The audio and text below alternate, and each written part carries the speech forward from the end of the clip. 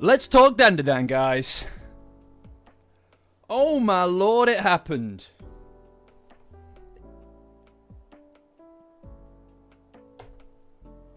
I don't know. Holy shit, guys. Now, here's the thing. Right? It feels like a broken record at a certain point. Because, good. I'm glad that you were scared.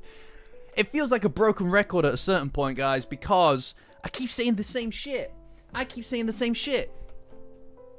It's just fucking good, man. Holy shit, son. It's just good. It's like... Oh, God. Jeez. Let me tell you. It hits. It scratches that itch. You know that feeling, guys? And I know that you all of you have had that feeling. Alright? You know when you first read it, right? When you first read it, and that's the point. The car scene. That's what I'm referring to. I know that's what you guys... I mean, there's a thumbnail. It's the whole reason you're here, right? And it hits. That's what it did the first time reading it. Just like... Oh, you know what I mean? And... It's great to be able to redo it. You get to go again. How many times do you get the opportunity to go again with this kind of thing? Because that is what it is. You get to redo it. You get to re-experience it all again in a completely different format, and it does it so goddamn well. It's hard to... At times, it's difficult to put it into words, guys. Right? We've been blessed. We are a blessed group of people. Okay? And I'll hear nothing else. Alright? Hi, guys. Sorry, I didn't say hi to anybody. Hi, everybody. Hi. It's a blessed day. Okay? That's what I'm saying. And, you know, it did make changes, but I swear to God, right? And I don't know. No, I'm not slowing down support. God damn it. Alright? I don't know if you guys... I don't know, like... I don't know whether or not it's like a recency kind of syndrome kind of thing, or like because it's brand new, or whatever, or because I'm seeing it in this format. But it's like the changes feel right, the changes feel good, and it does make changes. It makes changes, right? Or rather, perhaps that's not the right way to describe it. It's not about the fact that it makes changes necessarily. It's that I view it differently, if that makes sense, right? Yeah, no, I hear you, Bears fan. I hear you. The soy sauce fake out was great, by the way. That was great, because, like, you sat there, and you're, oh, I've read the manga. Oh, nothing can surprise me. I've read the manga, right? So, the fake out was very welcome, because I was like, watch this. And then, obviously, it doesn't happen. It's like, hey, hold on. And then they go again, and it's like, they got us. They got us. You know? Yeah, you need to go watch it. But I'll tell you what it is. What it is that, when you read it for the first time, right? When you read it for the first time, what you're getting, and this just goes for... So in between the panels of the manga, that's where your imagination needs to fill in the gaps, right? And it does that so well. That's why it's so effective. That's why it feels like it hits so well. Because Tatsu knows exactly which panels to draw so that your mind can fill in the blanks without him needing to do it. Right? All the main elements are there, and everything, the context, the feeling, and the sensation matches how you want it to feel, right? Now, that's one way. And that's the drawn format, right? Now, the manga, the anime is not the same thing, okay? And this is what makes it difficult to, in my opinion, adapt things really faithfully, or why people always kind of hail the original as better, because you get to have your perfect version of events, right? In the anime, it's not the same thing. You have to experience one person's vision, right? Now, if that person doesn't get it, if that person doesn't fundamentally get it, right, then you are experiencing a lesser version, if that makes sense. Okay? But if they get it, if they really fucking get it, then you get this, something that is on par and in some ways exceeds the original, right? And I don't know if it is Yamashiro that directed this one, but I feel like it is, just because of the change in the way that oh, hi Yuri.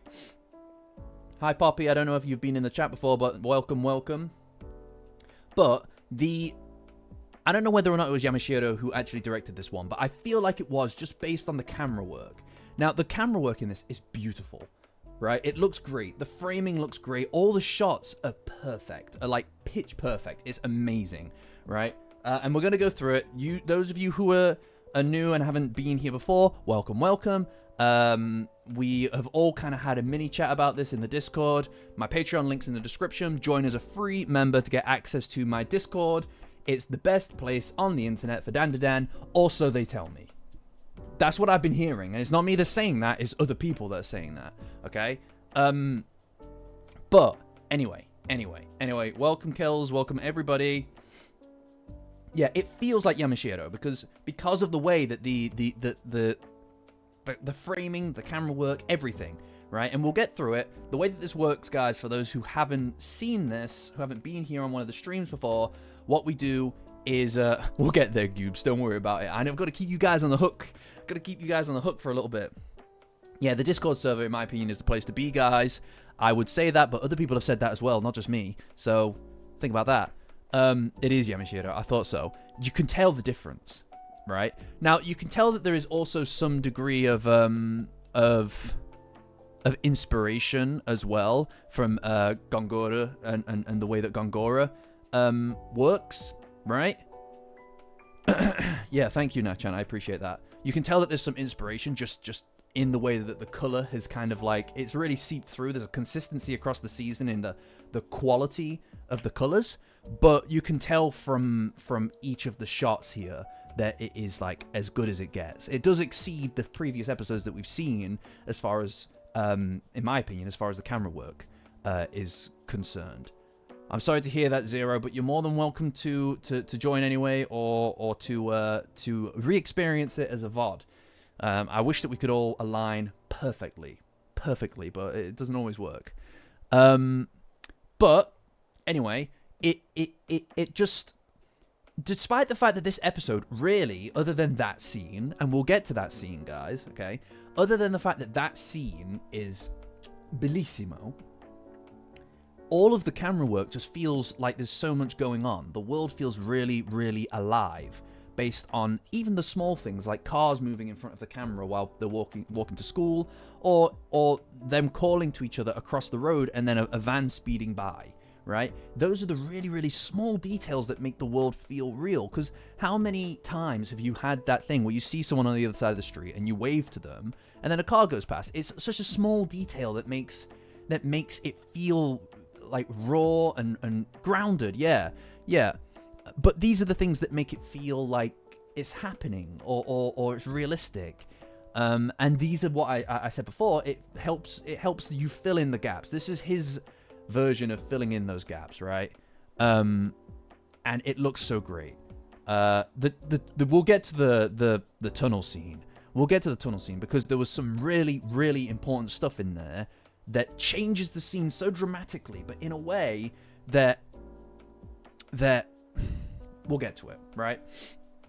So, how this usually works, guys, is I'll start playing the anime on my second screen. And you guys obviously can't see it, but you're more than welcome to watch it as well on your screens. And as we go, I'm going to just start rattling off on the stuff that I'm seeing, okay? Right? It's as simple as that. Oh, Goobs, I'm sorry, my dude. I will get on that. The amount of responses that I've got on that last video have been astronomical. I'm very flattered, though, that you remembered that I said I would do that. So that means a lot to me. Genuinely, it does. Because I absolutely love communicating with everybody on the videos, it's just so many of them. I will definitely respond to you, and thank you for commenting. The comments really make those videos worth doing. And I'm trying to think of something to cook up for this one. I've got a few things rattling around in the brain, but we'll see. But yes, if you really want to engage with me, you're quite right, support. Best way to engage with me and a lot of other people who are pretty good as well. Some of them. I'm joking. They're all great. Everybody's fantastic. Patreon link in the description. Join as a free member on my Patreon, and that'll get you access to the Discord. Excellent place over there. Excellent place over there. But yeah, no, this is another thing as well. You're quite right, Blissy. There's a lot of things that move in the background that don't need to happen. But another thing that I've noticed in this episode as well, is that there's a lot of overlapping discussion, right? Where in the manga you'd be restricted to panels next to each other of things happening at the same time, right? So like the dinner scene. Everybody's talking over each other, but you obviously you skip from one to the next. In the anime, they're doing all of these things at the same time. All of these discussions are happening concurrently, in unison, and yeah, it adds a lot of texture to the scenes. You find yourself picking up different conversations depending on which characters you're watching at the time, right? Typically, there'll be 3 different things happening on screen at any one time, right? Yeah. So immediately, I really enjoyed the attempted exorcism of the evil eye, just because of the fact that number one, the lighting looks gorgeous, right? It looks great, and it's also very funny. But I also feel like there's a deepness to the colors that didn't necessarily exist in the previous season. I don't know why. I could be misremembering, I suppose, but everything feels a little darker. It might be just because of the way that the lighting is interacting with the scene. There's a lot of like a kind of like almost like a radiation, like a radiance effect. Hi Dylan. I mean, yeah, eventually. Momo's my favorite character. I want to do right by her, but when I write the content, my only reservation regarding that is Okarun, I feel, had a very clear end point to an overarching story for him. So the Okarun video kind of fell together naturally. But the Momo one, we're not at a point yet, I don't feel, where I could write a satisfying conclusion to a video currently. Like a full-blown Momo kind of analysis video, right? It's all about the direction that you take with it. And I want to make sure I do it the right way, you know? Because right now, if I wanted to make one, I feel like it would probably do all right numbers-wise, just because people are talking about Dandadan right now. But I really want to make sure I do right by the character when I talk about it. And if it's not at least as good as the Okarun video, then I would have failed. I would have failed in my mission to write about the character. But anyway. Every time they open Taru's face and it's just the evil eye in there, I feel that there's I feel like you really see the fact that he is just a child, just a petulant child, you know, who it's like he doesn't want to go to bed. You know what I mean? It's like, I'm not going to bed, man. Thanks, support. I feel like that's genuine, but my brain immediately goes to sarcasm.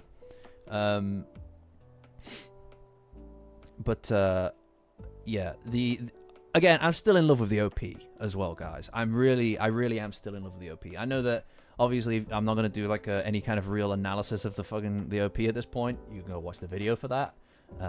It's on the channel, but I really love it. It's so good. It just feels right because these arcs are they're so focused on the characters, right? Like most of these arcs. No, Serpo, it's okay.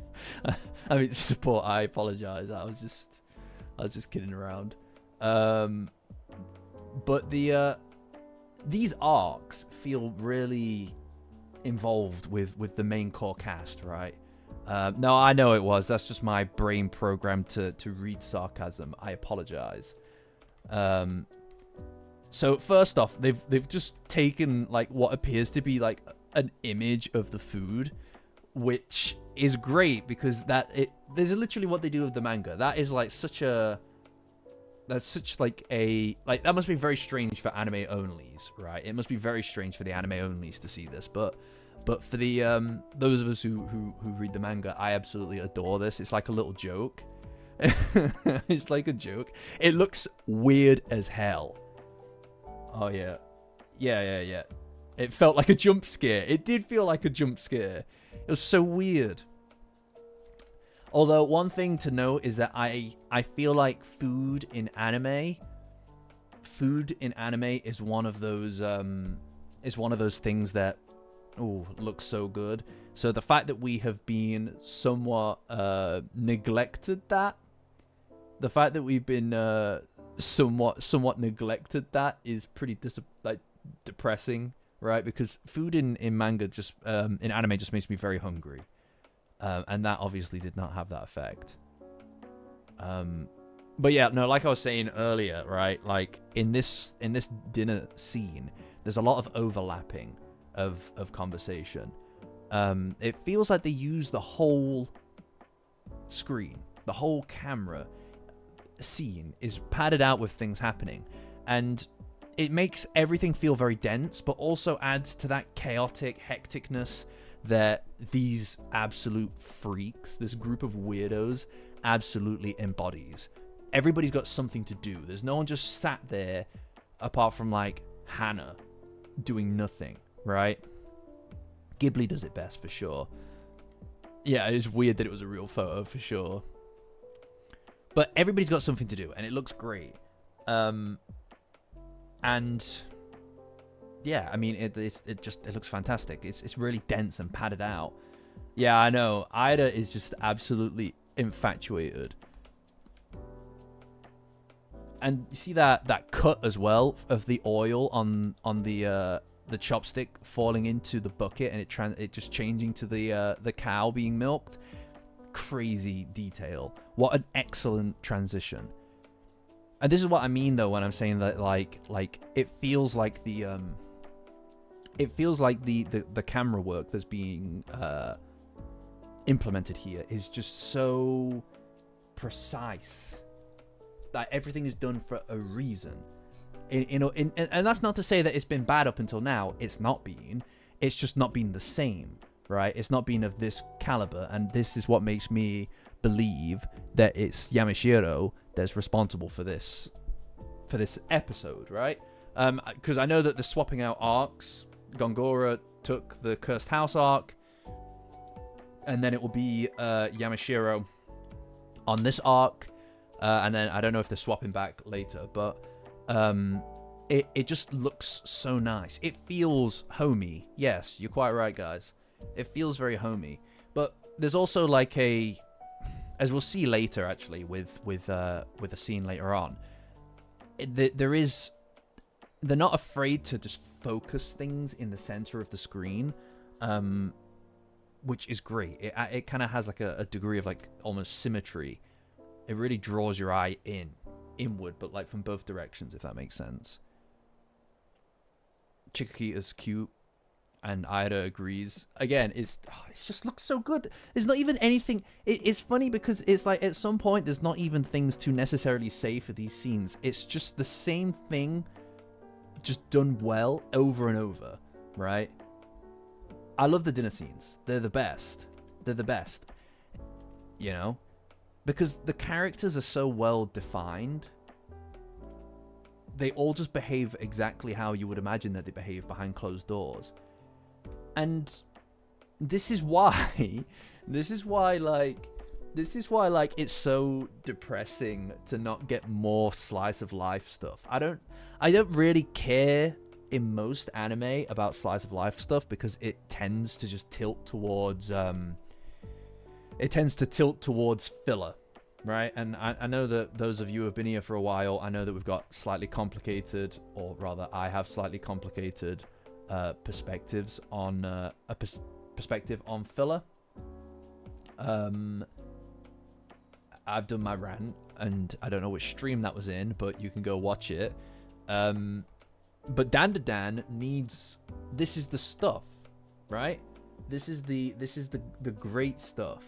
Is the stuff in between, and it's not filler because you can see each of the characters' interactions from the previous arcs and how they've advanced between them. A lot of the really complicated nuances between the characters tend to find their way to just slip out during these interactions. The Naruto rant, cool times, yes. Ain't no way you remembered that. Oh, I forgot that it was the Naruto rant. Oh, what? You're the best. That is amazing. I completely forgot that that's what it was. Of course it was Naruto, all right? It's like one of the fucking 3 things I've ever seen. Oh, that's nice. There's also the bottles here are Osahi. Like, I love that they just slightly pivot. They just slightly pivot the brand names. They're drinking a nice Osahi. Hi, everybody. That is not how it works, Serpo. No, Serpo, that is not how it works, god damn it. You can't just send me a thing and say do a thing. That's not how it works. You got to pick something much lower on the tier ranking for that. All right? What the hell is wrong with you? You can't do that. It's not how it works. You don't just get to make requests. You don't just get to make requests, god damn it. If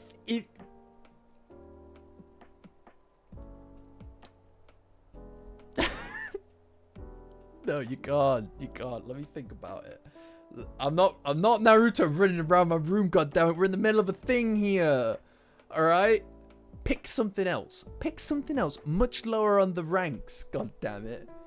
Should have made the rules prior. You sick, twisted pieces of shit. I swear to God. Yeah, the room is far too small. I'll end up doing something. I'm not meowing, all right? That's 50. No, 50 is that. That's what 50 is. We've established what 50 is. It needs to be below that, all right? It needs to be below that. Okay? Look, how about this? Bank it. Bank it right now, and when I figure it out, I'll owe you one. All right? Yeah, you want me to get out of the goddamn chair? You want me to get out of my goddamn chair? You gotta aim higher to get me out of the... Oh my god. What could I get for 100? Like I'm a fucking animal in a zoo! Oh my god. Oh. I was talking about Dandadan. Okay, I owe you one. I owe you one, alright? When I figure out what $10 buys, then you can have it. Okay? Alright? Oh, thanks, Usa. I love you too. I love you too, buddy. Anyway, god damn it. Alright, when I figure out what it buys, I'll do it, alright? Okay, I just want to do Dandadan. Can I do Dandadan, please? Anyway. You know what 50 is? That's what I've established. I've just been so busy. Okay, look.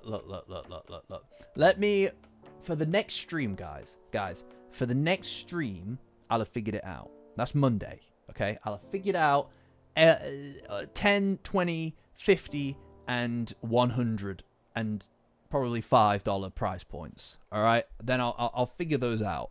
I'll figure those out for next stream. I promise.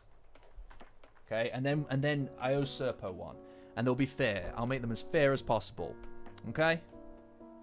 All right. Right. I'm not making any agreements just yet. Okay. Raising money to right. You can't fucking start pooling stuff together. Anyway.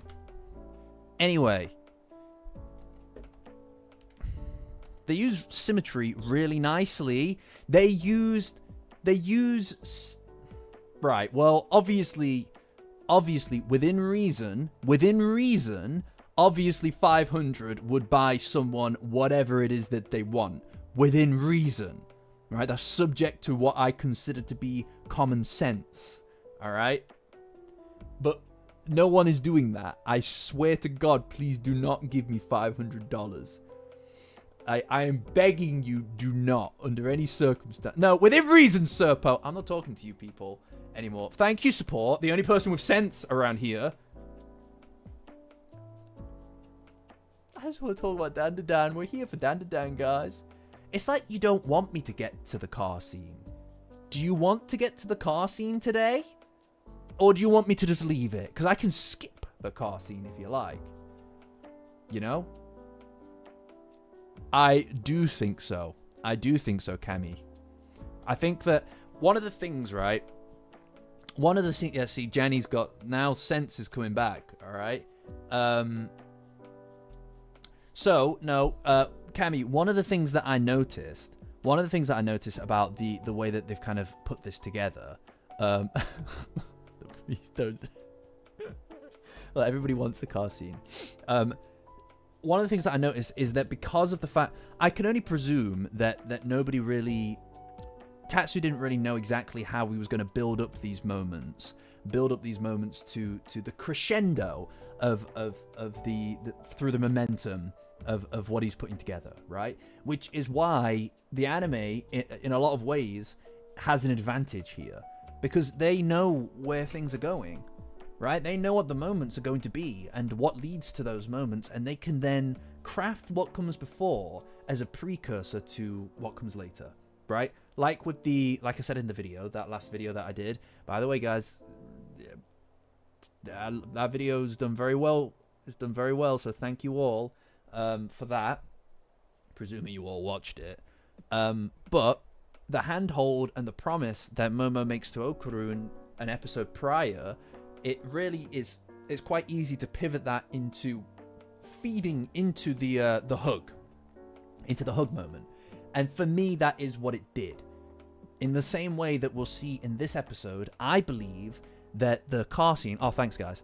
The car scene, I believe, is feeding towards the next moment that I don't want to spoil because there are probably some anime onlys in here, but the next moment, it all feeds in towards that, I believe. And I think that's one of the real benefits that the anime has over the manga, is that it has that degree of hindsight. You know, it can look at its own legacy and better understand how to feed into these moments, so that they're not just really good, amazing, isolated moments. They're not just really good isolated moments. They are connected, right? Like, if you think about like 5 or 6 chapters between the promise and the handhold and the hug, right? You're talking almost 2 months. You're talking almost 2 months of real time. So the momentum between those weeks, it can't just continue in the same way that this episode will then lead into next week's episode, because it's just 1 week difference and you get so many chapters in one go. And momentum, yeah. What is wrong with us all? But it feels like it can understand its own legacy in that capacity and better craft these moments to feed into each other. So it can understate something earlier if that means it's going to amplify its impact, or the momentum, or the momentum that it creates and conjures and feeds into a later moment. And I genuinely think that is why they have been building these moments how they've been building them. Because if you think about it, the promise and the handhold, and then the hug, and then the car scene, and then the later scene, the other moment, right? All 4 of those in the manga, despite being excellent, and they all do things ever so slightly differently, they are kind of the same, more or less, thing that they're trying to get across, right? The anime, it has that capacity to understand, okay, the main ones are these ones. I'd say the hug And the car scene, I feel like, is more understated as well in this. I feel like the car scene is a bit more understated as well. And I presume that the next moment we're going to get is going to be bigger because of that, right? And we'll talk about it when we actually get to the thing, right? But, yeah. So, obviously, we get Gigi back, right? And I do think that the fact that it's hot water, that well, I mean, we'll see how the when I get to the car scene. When we get to the car scene, I will talk about my opinions of the car scene. All right. But anyway, when Gigi comes back, right, and it being hot food or hot liquid that brings him back, it's kind of sad in a way, isn't it? See, just the way that like originally, right, like I don't know if I can actually show this. Hold on. So here, right, you can see that you can see that it's Momo who is the main focus of the frame, but as Saiko here interrupts the scene, right? What you've got is that the main focus, the confrontational character in the scene, the one that is pushing the scene forward, is Momo. She's confronting him, but Saiko jumps in, interrupts, and then the camera shifts because now she's the main person. She's the confrontational element, right? She's the one that's leading the scene now. So the camera work is really nicely following who has the authority in the room.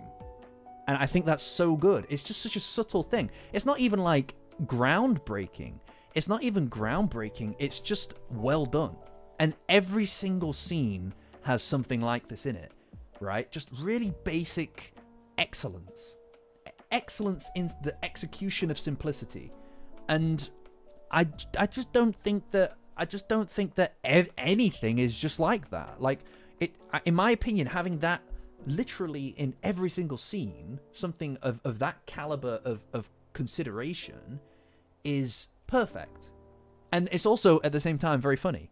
But it says something about the characters. It says something about Saiko's role. And it seems elemental, right, in a way. Or maybe it seems like I'm over extending the value of the scene, but I don't believe that I am, right? Not because this is like, oh, it's just such an important scene, but because of the fact that Saiko's role in the Evil Eye arc is to attempt to be a protector, right? And this is like when she apologizes in just a second, when she apologizes for letting Momo and Okurun and Gigi go to face the Eye. It's not just a matter of apologizing, it's her understanding her responsibility as an adult, right? And a lot of this arc is about Saiko trying her absolute damnedest to protect these kids from the world, from the responsibility that the world forces on them, right? And this is why, hi Burlap Sack. Sorry, I'm not contending with the comments that much, guys. I'm just blabbing, I'm just yapping. But her arc in this segment of episodes, this arc of the story, is to try her best to remain a protector, okay? And this is just a really simple way of reinforcing that element of her role in this arc, right? And we'll see that in the upcoming episodes as well. And there's something to admire about her as a character, but the truth of the matter is that these kids are more capable than that. And in a lot of ways, they aren't just going to defer to her authority, really, no matter how hard she tries. And we see that by the end of the arc. Gigi's all sad because he's back. He's a ridiculous character. This is another thing as well. Like, not just the sheer speed by which he changes characters, and obviously the color absorbs the room and stuff.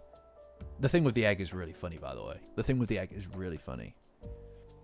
This shouldn't have to be from her perspective. Yes, that is exactly it, Blissy, yeah.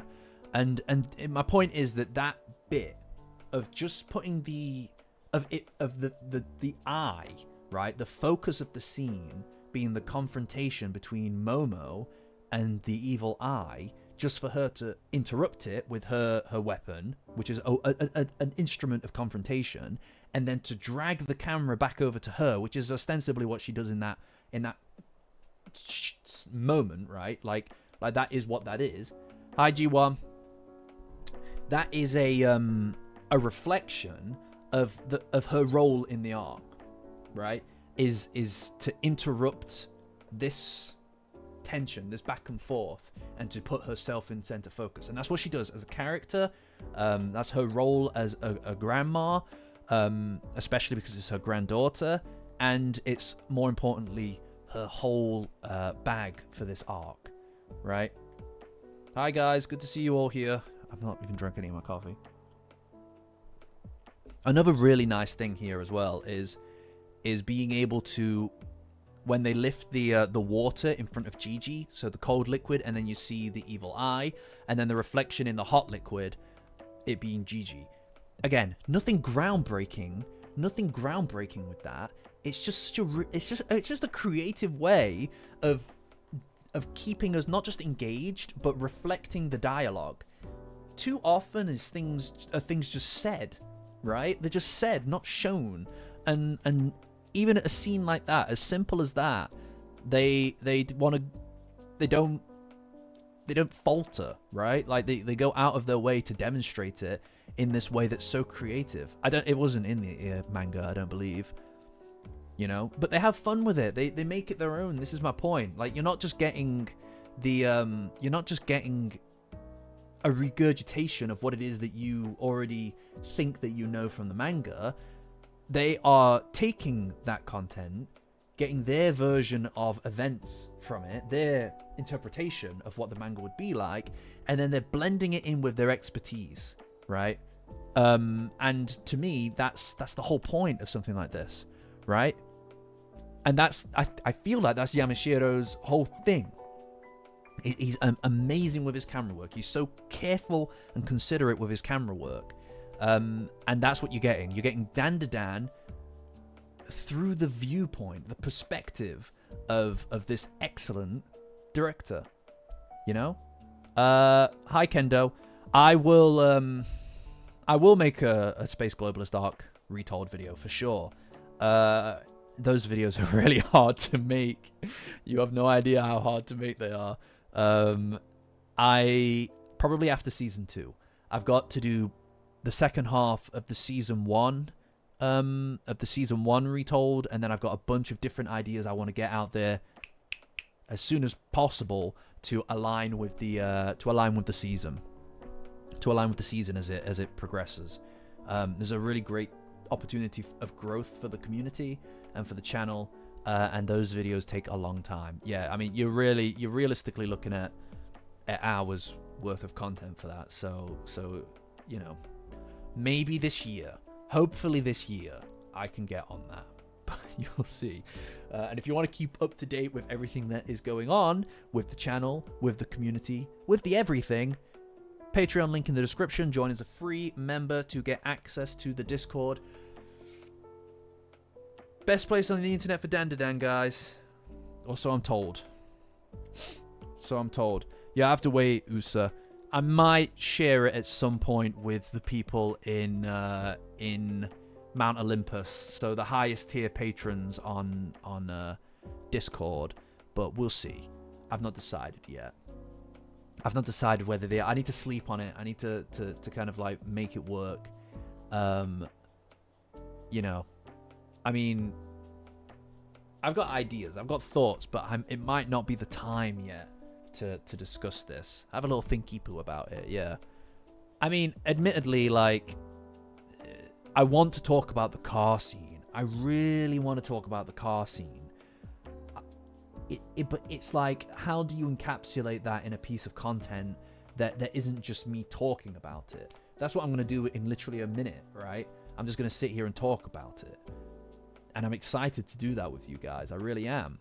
But with the videos and stuff, it kind of, I feel like they need to have a the proper angle and perspective on a moment, right? So that last video that I did, it wasn't just about the hug. It wasn't just about the hug. It was about my perspective on Momo realizing how she feels, right?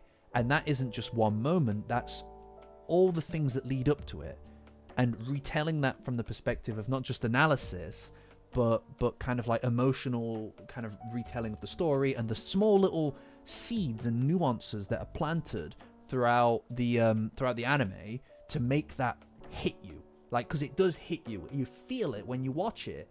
It's just, why do you feel it when you watch it, right? What are the things that they've done along the way to make you feel like that? What is the character thinking from my perspective? That to me is the moment. But to get that, I need to get through to the end. There needs to be that crescendo of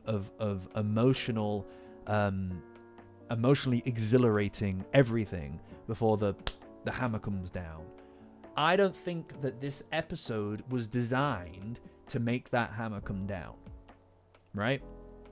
So it might be a matter of taking a little bit more time, another week. So when I talk about this and the next moment together, it has a purpose and it stands alone, right? I feel that in a lot of ways, season 1 of Dandadan, in my opinion, is very good, Sevlo. Season 1 of Dandadan is very much an Okurun experience, right?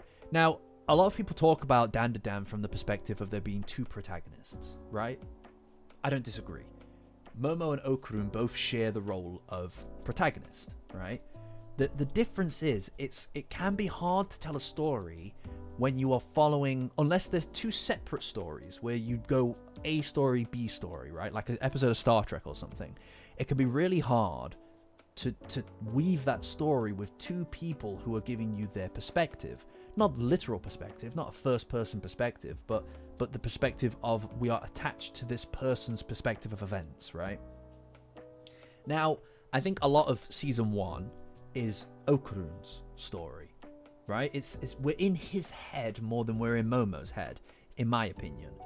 That's why at the end of the season, we see the realization from his perspective, right? The realization that he feels how he feels, that he's in love. That is us being in his mind and seeing the world through his mind. And the story drags us into how he feels, even from a third-person outside perspective. I think that Dandadan passes the torch between the 2 primary characters, and each one of them gets a turn being the protagonist, right? And that means that they are both the protagonists of the story. It's just in different capacities at different times. I think up until Okurun beat the evil eye, he was pretty much the main focus in a lot of ways. It feels like the torch has passed to Momo for a while, right?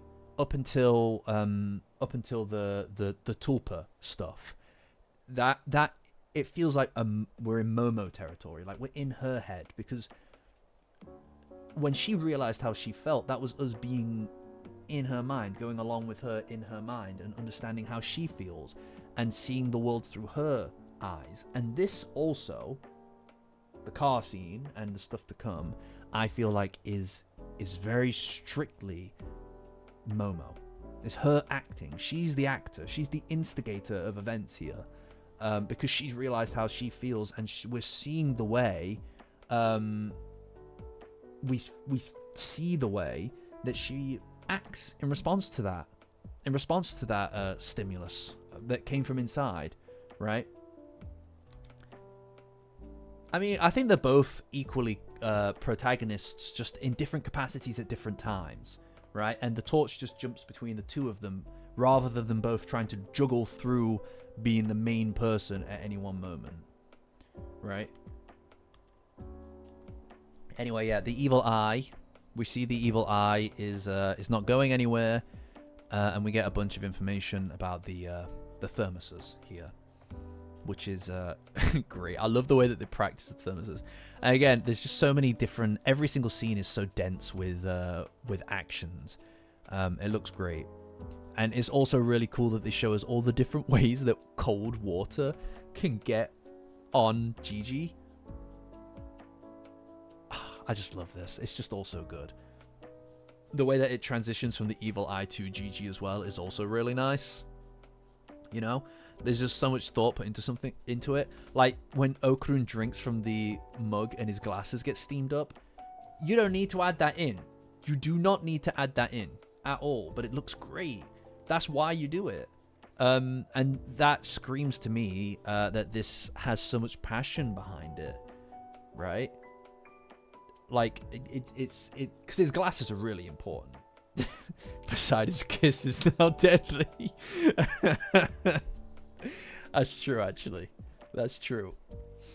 I also like that whenever Peony Weenie talks about an alien thing, there's no direct translation for it.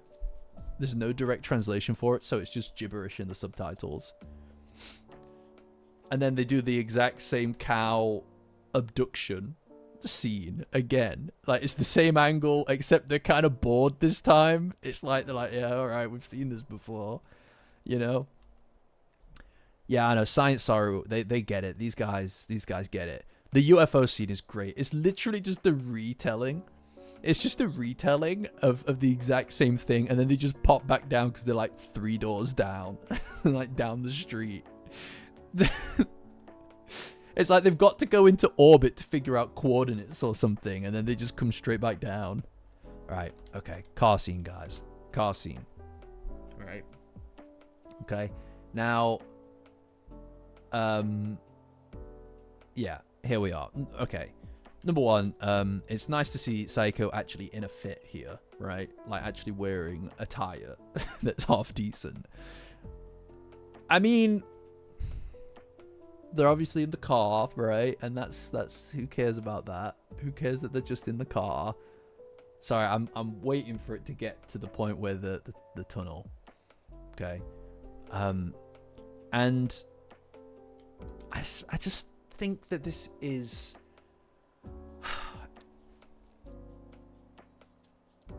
it's braver in a way. She's braver in a way, right?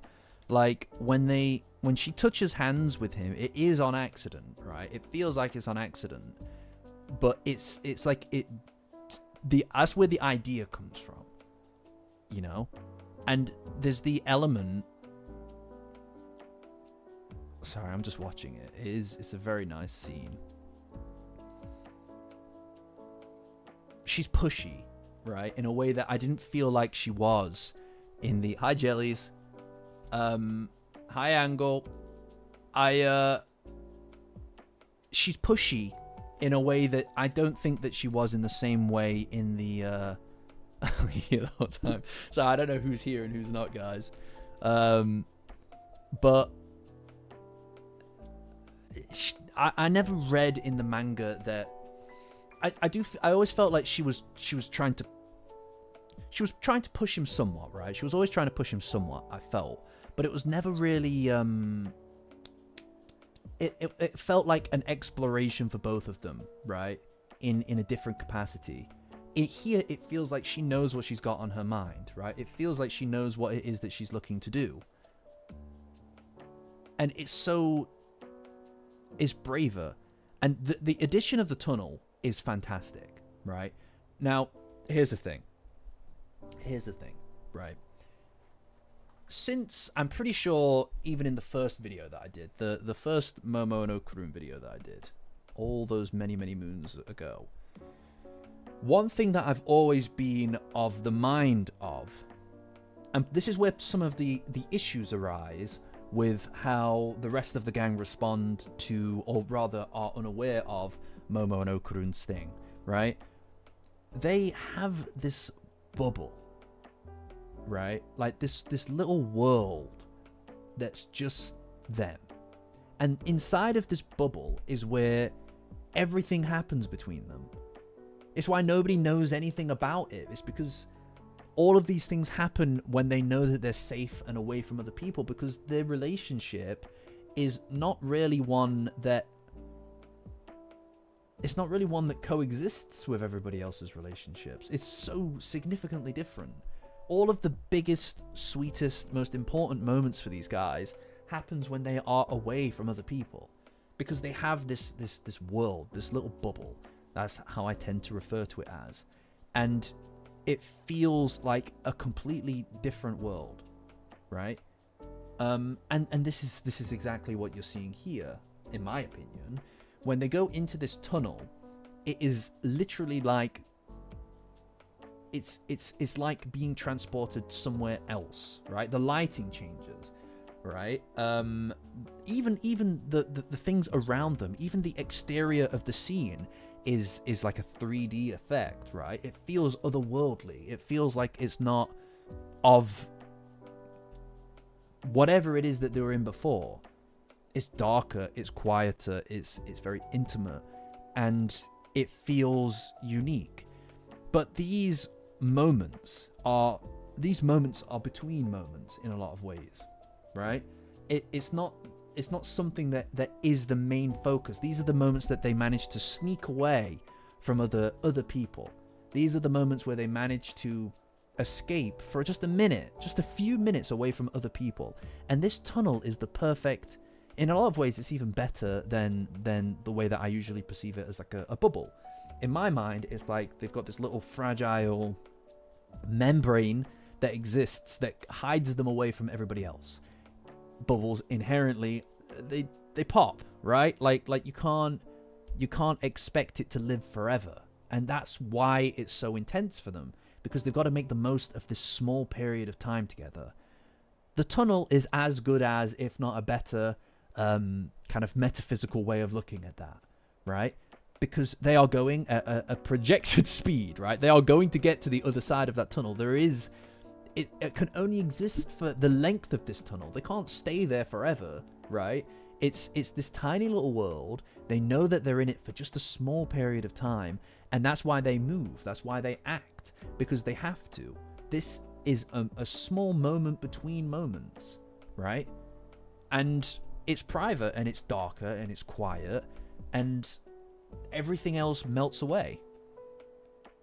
You know, but it's in that kind of ephemerality, right? The lack of it being forever that makes it so important and so special.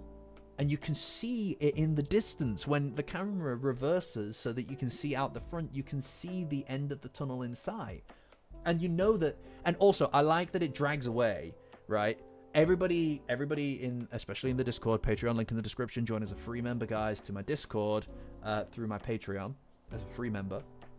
Free. It's always good. But it's the previously in the manga, it felt like Gigi was at fault for this, right? All of us, everybody gets annoyed at Gigi for spoiling that moment, okay, in the manga. But here, it's not really just Gigi. When they get to the other side of that tunnel, it's over anyway, right? Yeah, it's the music. Everything's melted away and it's faded away because all of those other things don't matter. And it's almost like sensory deprivation. You can't even see the landscape around them, right? It's like the world is pushing them into this. It's given them a second to think about things. And since the previous episode, they've not had that moment. Back in the house, they haven't had that moment. It's busy. There's tons of people around, right? You can't just sneak away in that kind of circumstance.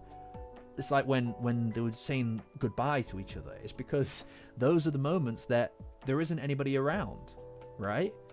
And that's why it's so effective. That's interesting, Tarantado.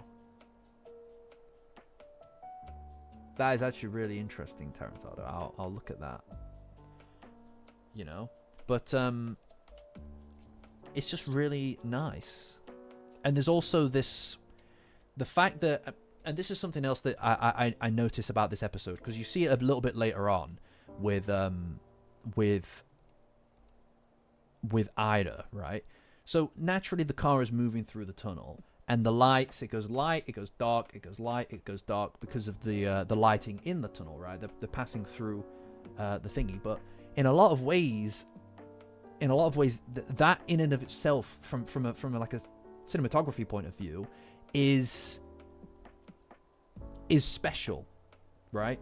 Because not only is it they're between worlds, they're between light and dark, is that signifier that they're between two different states, there's conflict, right? They don't know how they feel. So as they move through this tunnel at this constant speed, you're seeing the lights flashing on and off. It's like it adds to that, not just that ephemerality like I mentioned, that idea that it's kind of like misty almost. It's the notion that this thing that they're in is a conflict, right? A conflict of the heart, a conflict of emotion. It's living, it's breathing, it's moving, and it almost has the beating of a heart, just the cadence of it, right? Light, dark, light, dark.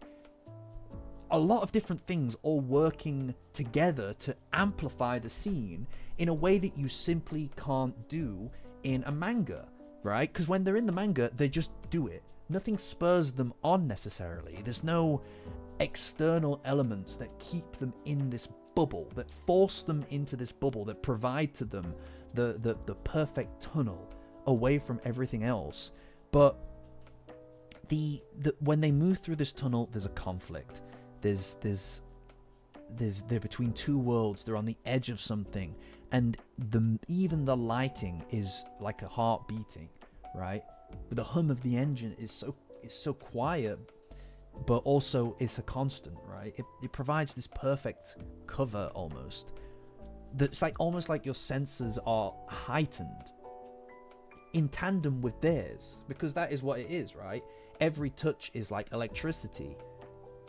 Every sound, the hum of the engine, you can hear it so clearly, yet the things that distract you, disturb you, they get in the way. Those are the things that you block out and push out, you know?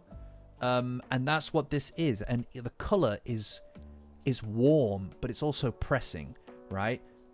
The lights around them are bursting and firing through the windows. It's like almost like there's a pressure pushing them together from the external inward, right, towards that dark space that wants to be filled between them. And that's what their hands do. They fill that space, right? Yeah, it's there's so many different things that work about it. It is actually genius. It's brilliant. It's genius. It's hard to again, this isn't written. I'm just talking off the cuff here. But I'm trying to kind of instill with it that vibe that I'm feeling from it. Why it's so perfect and why it feels so good to watch it, because it speaks 1,000 different things, right? It's amazing. It is really good. Thank you, Hugo. I appreciate that. No, I genuinely appreciate that. Yeah, it's warm and it's safe and it's hidden away and it's in between a journey. And the tunnel itself is just like the OP, right? They're moving through this together, and it adds more weight. It adds more weight to that visual in the OP as well, right? Where before that just looked like they were just going through a tunnel, right? It has extra weight, extra meaning, extra value in the scope of what it's trying to do, right? Good luck with the job interview. Good luck with the job interview. We're all rooting for you. Smash it. But anyway, it's perfect. I mean, it's perfect. It's a perfect adaptation of the material, and it's best. I can't say it's better. I can't say it's worse, right? Because I don't believe that. There's my version that I imagined in my head when I was reading the manga, the blanks that I filled in, the world that I created for myself, and then there's this version, right? There's the version that Yamashiro created in his head, and the team behind it created in their shared world, their shared version of this, and we get to experience that. We're lucky enough to get the opportunity to experience somebody else's vision, somebody else's incredible vision of such a simple scene, right? And that's what it is. and I'm gonna go. Like than my version of events. I like this one more than my version of events. Right? They did it in a way that's so tasteful and so interesting, and genuinely unbeatable. It's such a, but it makes the world feel real. Fucking tunnels exist, right? Tunnels exist. Believe it or not, guys, tunnels exist. And these are the things that they draw from to make the moment feel grounded in reality, right? It didn't just happen. It didn't just spring out of thin air, which Momo didn't just decide. Yeah, I know. Yeah, you heard it here first, guys. Tunnels. It's just something else. It's incredible. All right, you're all very funny. You're all comedians. You're all comedians, everybody. Everybody clap for the comedians. Fuck. I hate this. Oh my god. Everybody, let's all make the tunnel joke. Let's all make the tunnel joke. We've all got the same tunnel joke. Aren't we funny? God damn it.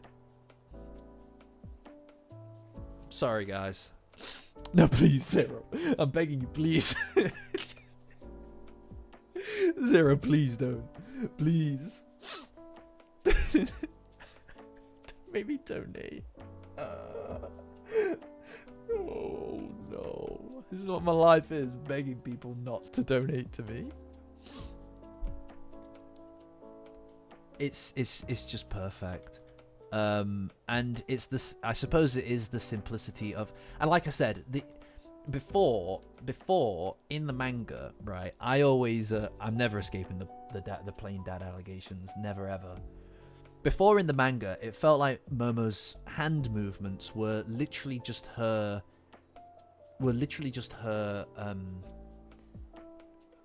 trying to figure out what it, like, I don't think she went into that with a plan. I don't think she went into that with the intention of doing anything. I think she was just trying to establish that connection with any excuse to make it work, right? Like, the way that she moved her hand over his felt like there was any excuse to facilitate that connection, right? And even if it didn't necessarily be, it wasn't necessarily something that she knew was going somewhere, it was something that she did just so that she could do it, so she could experience doing that. Here it feels like she's having fun with it and she's intentionally being playful, but she knows what the end goal of this is, and she's ballsy enough to want to go for it. And if that tunnel were just a bit longer, right, like, this is a completely safe space. I don't think she had a plan. I think she was braver in her execution, right? And the way that she speaks about it, at least in the Japanese version, feels braver as well. It's like, it's less play, like, just purely kind of like, oh, it feels like the intention is much clearer. But in the same breath, like I was mentioning earlier, guys, I think that this scene, it's like, how do I, Blissy, exactly. It feels like her, what it is, and I said this again, like, in the original Momonokroon video, right?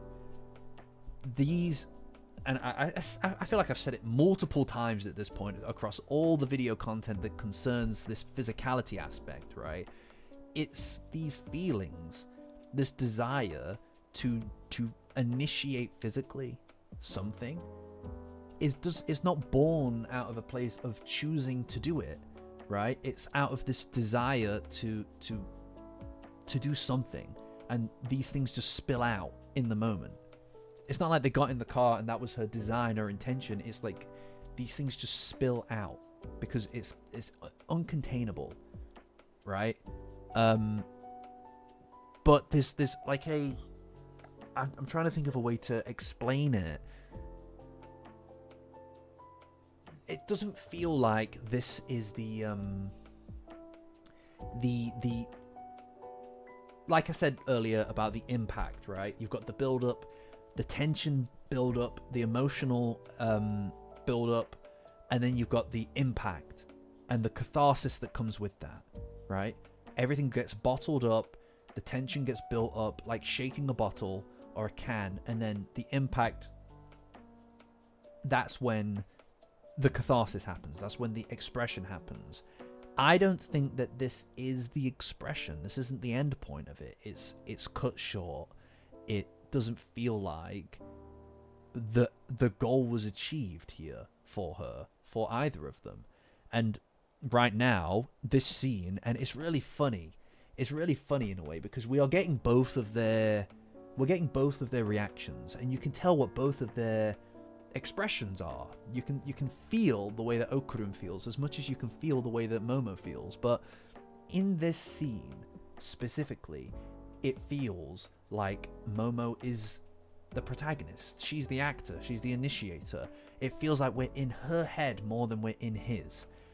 And because of that, the daringness, her capacity to be bold and daring in this scene, you feel that more so than you feel his inhibition, than you feel his desire to back away from it, because he's kind of slightly more passive in this scene. And this is why I say that it feels like we're on Momo's journey of discovery and expression right now, more so than we're on Okurun's. Okurun's, I feel like, was partially paused, put on hold after he beat the evil eye. Yeah, Zero, for sure.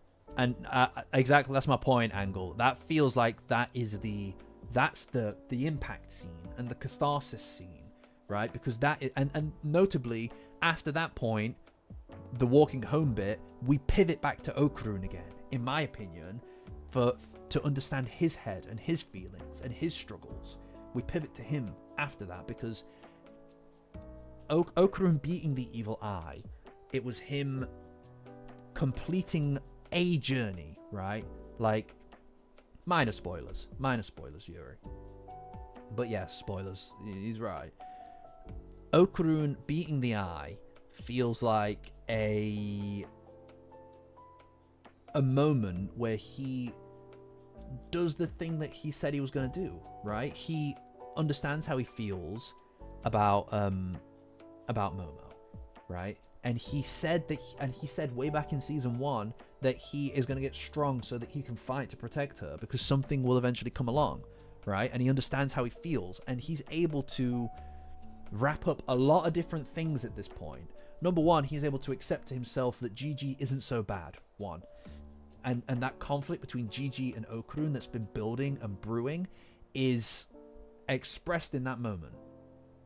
And he wins because he has something to fight for rather than something, rather than being one of the evil eye who has nothing to fight for. He has nothing to lose, right? He has a desire to see everything destroyed, right?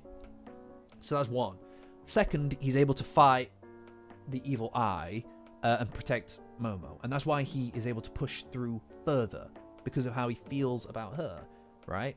That's another, not conclusion, but another kind of round off to an arc. And three, he gets confidence, man. He has the confidence to fight back and throw a punch. He has the confidence to win against Gigi, which is his whole thing. Is no confidence, not having the confidence to do what needs to be done to secure what he wants and needs in the world. That's another arc, emotional arc, capped off. And so we kind of paused with Okurun for a bit. He's achieved what it is that he needs to achieve in the Cursed House arc. And then it pivots over to Momo, right?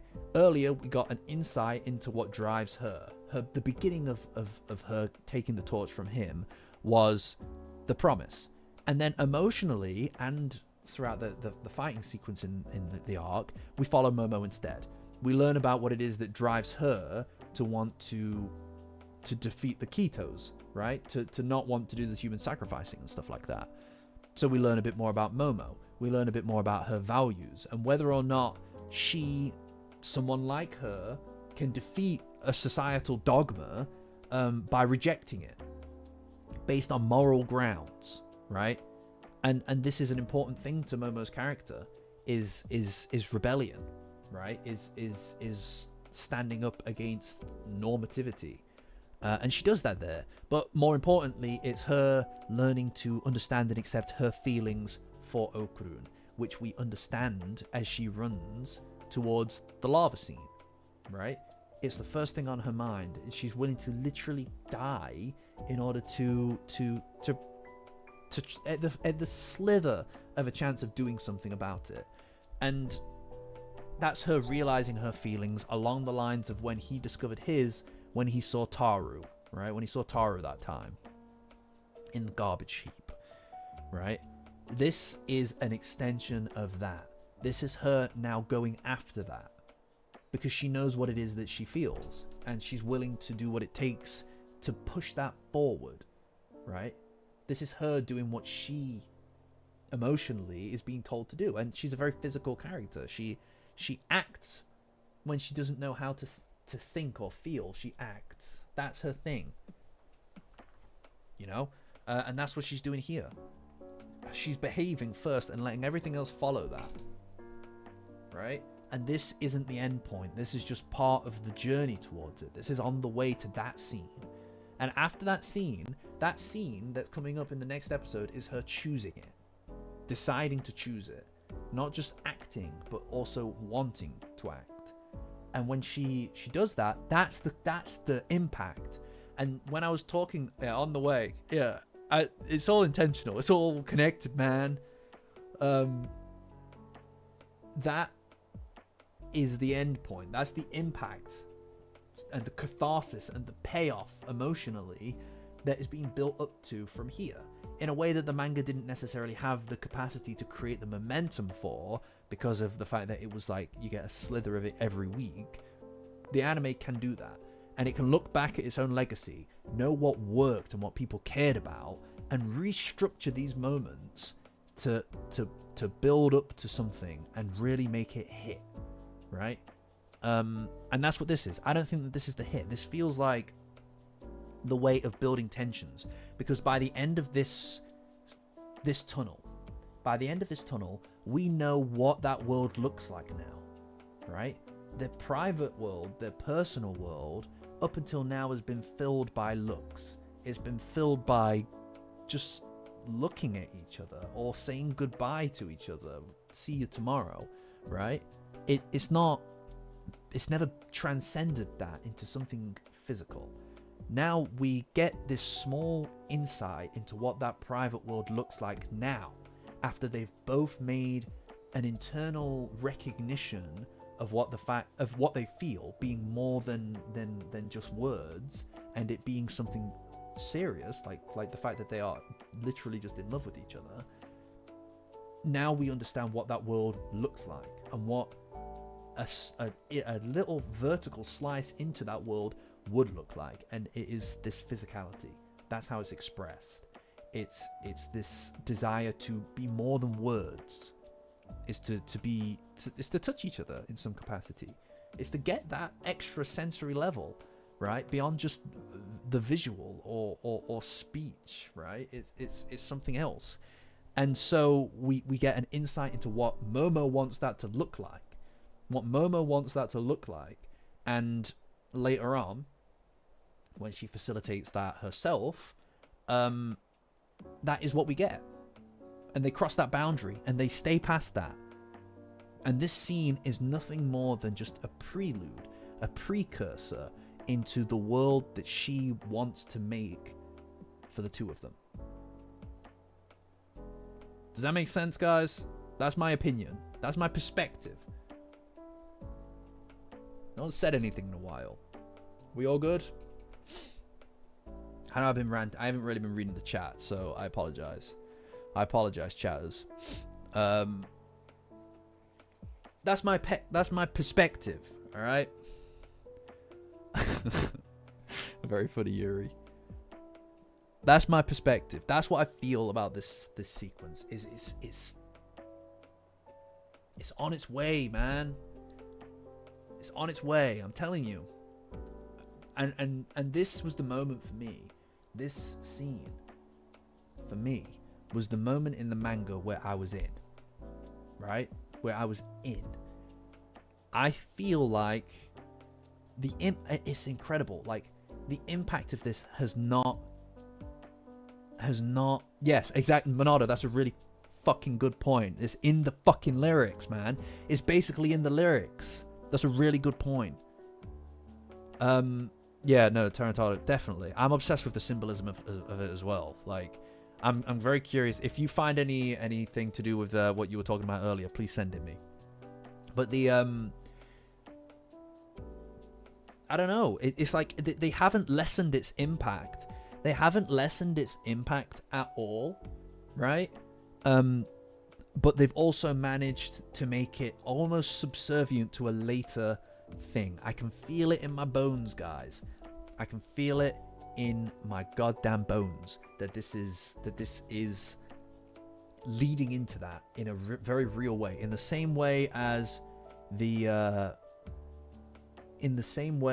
what I discussed in the other video, the promise, the handhold leading into the hug, right? It's all building into it, right? So when eventually it does pivot back, when it pivots back to Okrun after that thing with the evil eye later on, and he decides that he needs to be stronger again, it's back to him again, and we put a cap on Momo for a while because she's achieved that she was looking to achieve, and we swap back to him, and that's what happens.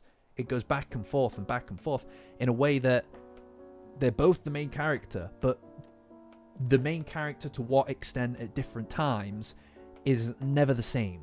And that's what makes it so interesting.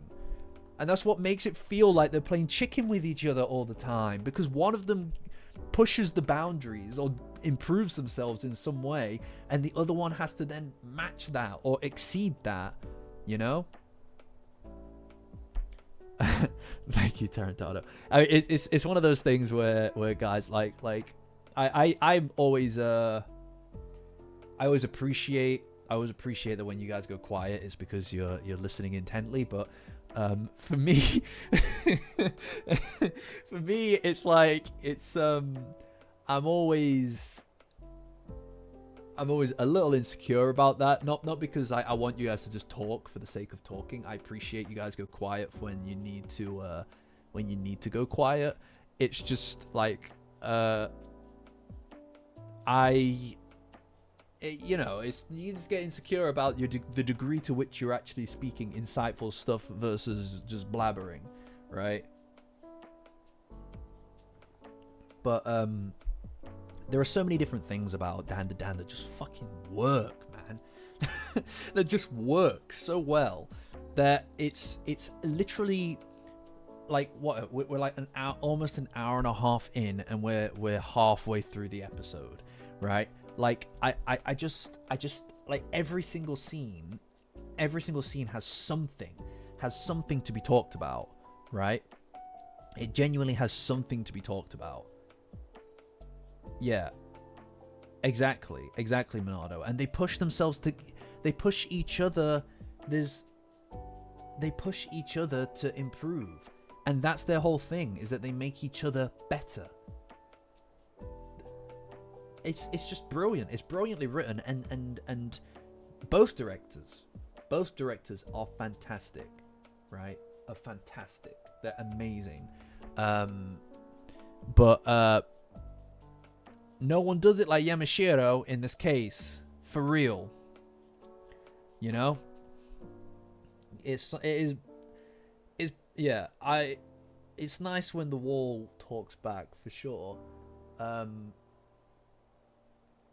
Like, again, I don't mind just rattling off my opinions about stuff, guys. I'm more than happy for you guys to go quiet when you feel like you're just listening.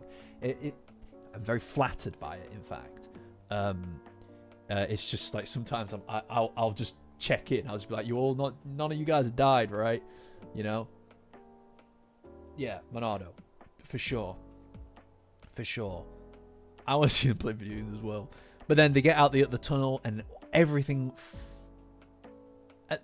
it just floods back immediately, though. Like in a second, everything's back to normal. It's like it never happened, and then they're afraid. They're out in the real world, in the real light, not hidden away in this bubble, and they just immediately escape the moment, right? Because that is what they do, man. Like, that's their whole thing.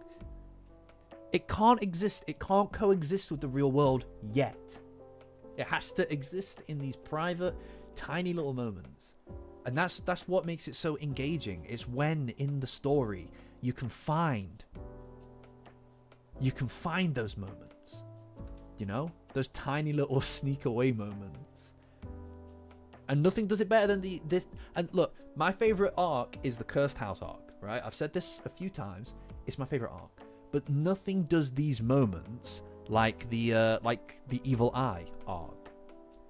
This is such a personal arc. It's such a character-driven arc. It's not, the plot is pretty basic, right? It's let's fix Gigi. Pretty straightforward, and it all happens more or less in a couple of locations. And that's when the characters shine. These limitations are where the characters shine. Also, not to ruin the moment, guys, but is Momo okay?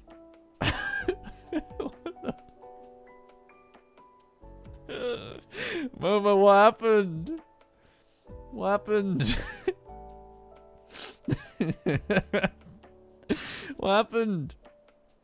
Oh, they're all blushing as well. Gigi, you gotta shut up, man. Like, I love you, bro, but god damn it, you did spoil things there. Yeah. And for the record, guys, Psycho definitely saw. She definitely saw the moment, right? Like the, where is it?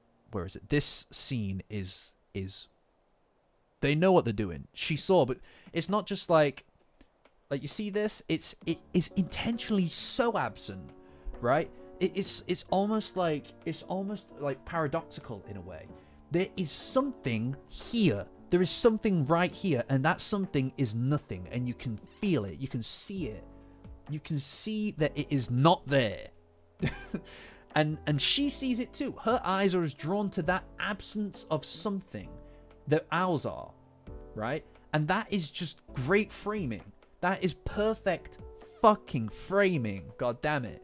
If you can look at something, and just see an absence, a gaping nothing there, right? That's just fucking good framing. Because what you're seeing is the camera, like you see here, it's almost like a tunnel in and of itself, right? It drags you just naturally along her sidelines here to this space between the two of them, right? The symmetry of this absence between them. That space is always so empty in a car as well. Like, it, even the light here, it drags you into a direction. It feeds your vision into this emptiness, this spacelessness, right?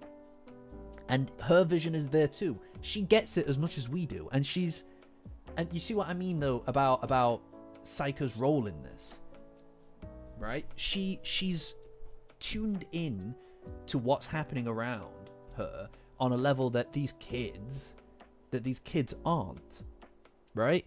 And that's what she is, right? That's her whole thing. That's her whole bag in this arc, is that she is here to be the guiding light, someone who knows what's happening or should know what's happening, even though people around her don't. The children around her don't, right? Of course you'd be able to tell what's going on. Of course you'd be able to tell, right?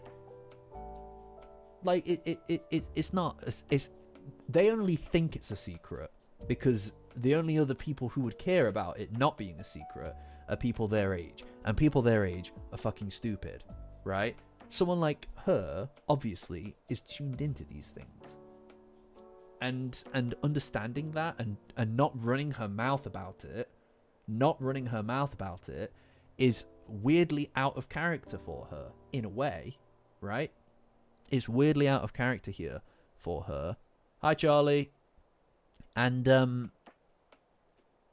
that's her. That's the Psycho in this arc. Is this. it's just so brilliant. She knows what's happening. Oh my god. What a great addition. What a fantastic addition. She's like, oh my god, it's so good. It's like they didn't need to do that. No one asked them to do that, presumably. Presumably, no one asked her to do that, right? Oh my god, it's so good. The stuff that they add is brilliant. Even like them being like in the hospital room, just kind of peeking out, is so great. I love that Okrun's doing the squat. He's doing the Slavic squat. Yeah.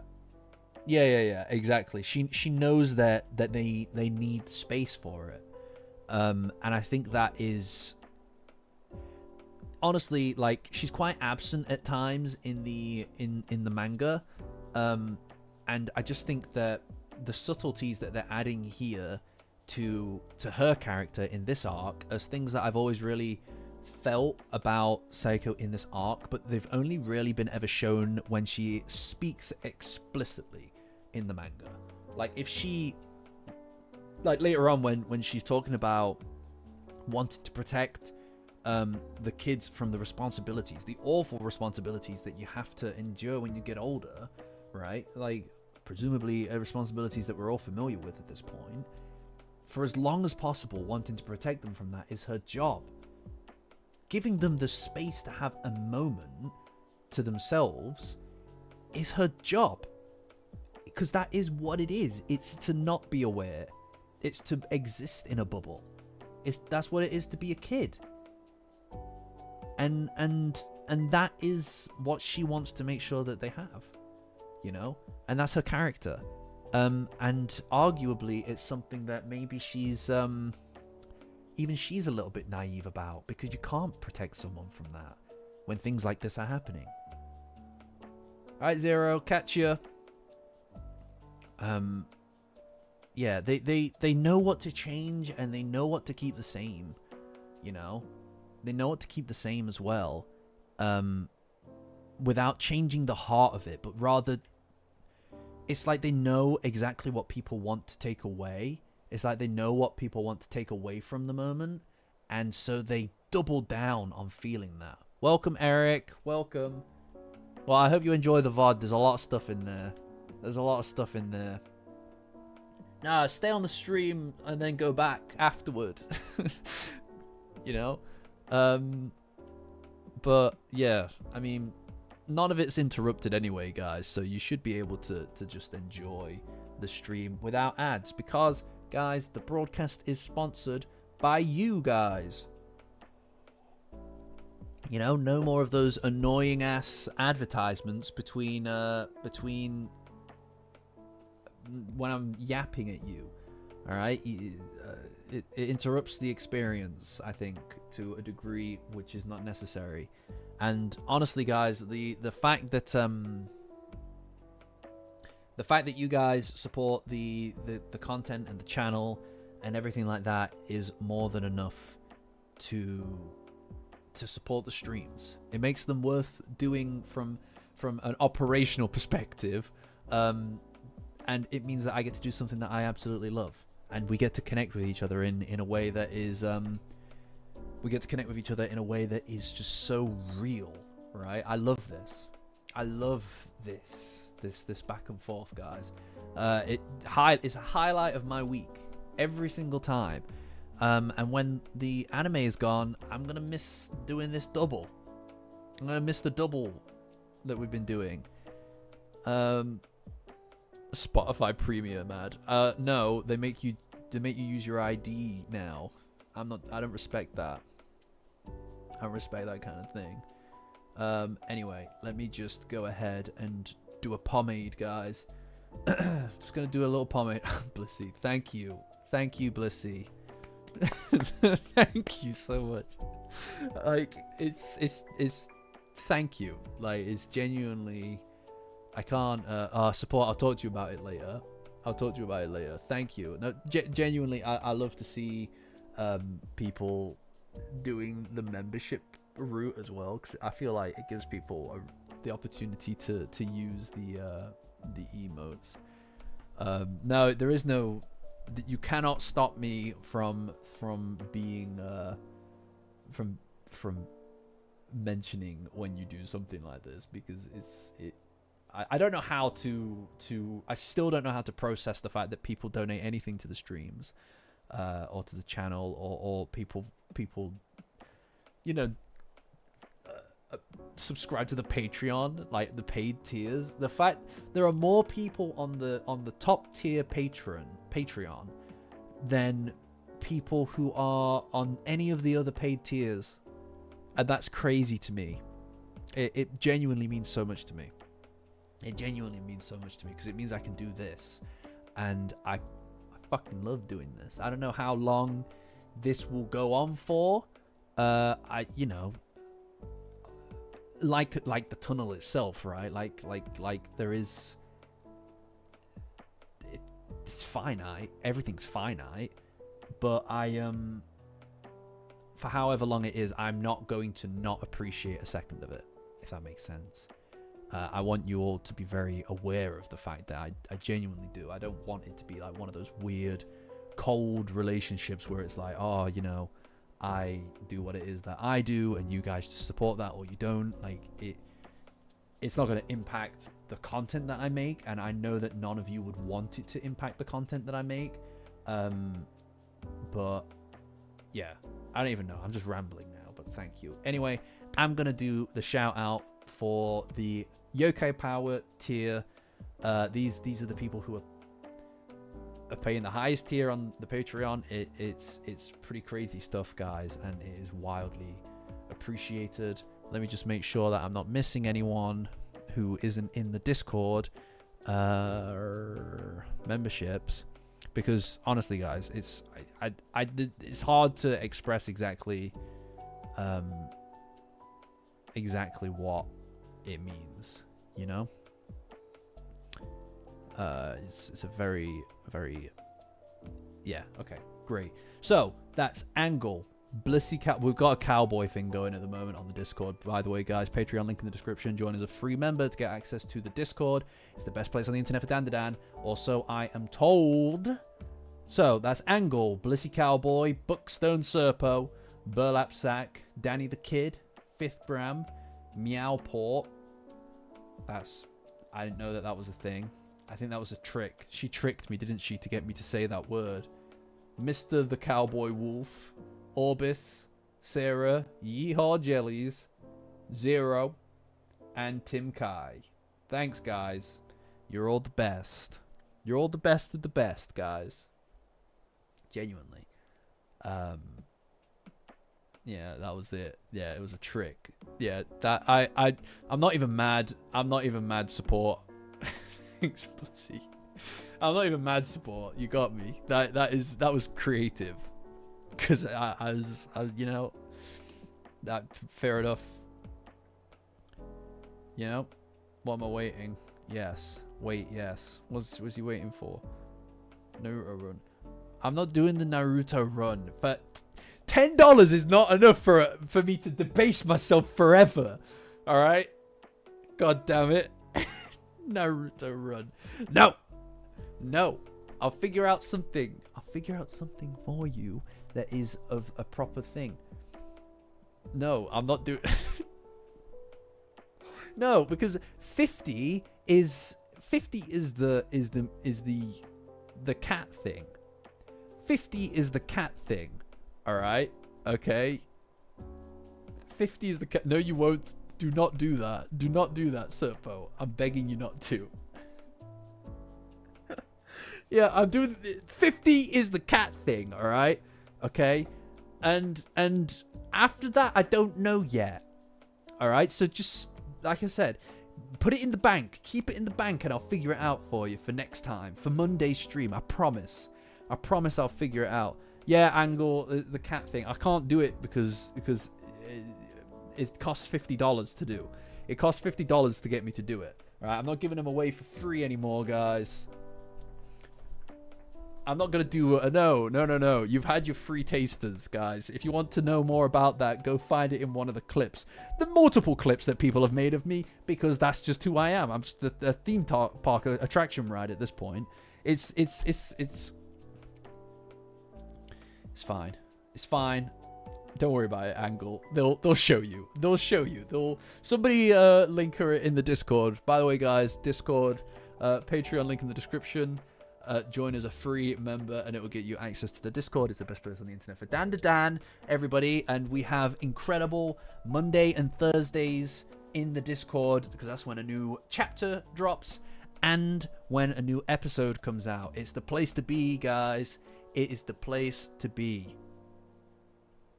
Sit in a box. That's a good question, Danny. That's a good question. I think that's a solid 200. No, stop. What's he doing? Stop! Stop! No.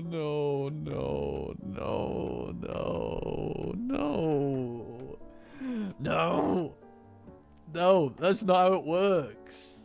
To work right now. You sick bastards. You're all sick bastards. Alright? I can see that that's $19.98. I'm gonna put prices. I'm gonna put prices on the things after I delineate what they are exactly by Monday. Bank it. I'm asking you to put it in the bank, Serpo. Alright? No, please don't. Please don't torture me like this. I'm trying really hard. Bank it. I'm gonna give you the opportunity to bank it for next time. Please. I'm gonna continue the stream now. I'm gonna continue the thing now. Anyway, they're on the news. No. Oh yeah, yeah, I'll post the actions. I'll put a pricing list on the Discord, guys, when I figure it out. I know that you're owed, god damn it. I'm telling you to bank it. I'm twerking. Sick bastard. All right? I'll put a pricing list down. Okay? All right? And for those of you who think, "Oh, I've seen the $50. I've seen the $50 price point. I've seen the $50 price point. I don't want that again." All right? I have stuff that I can add to it. All right? Okay? I'll add new levels to these things. So you'll see, won't you? You'll see.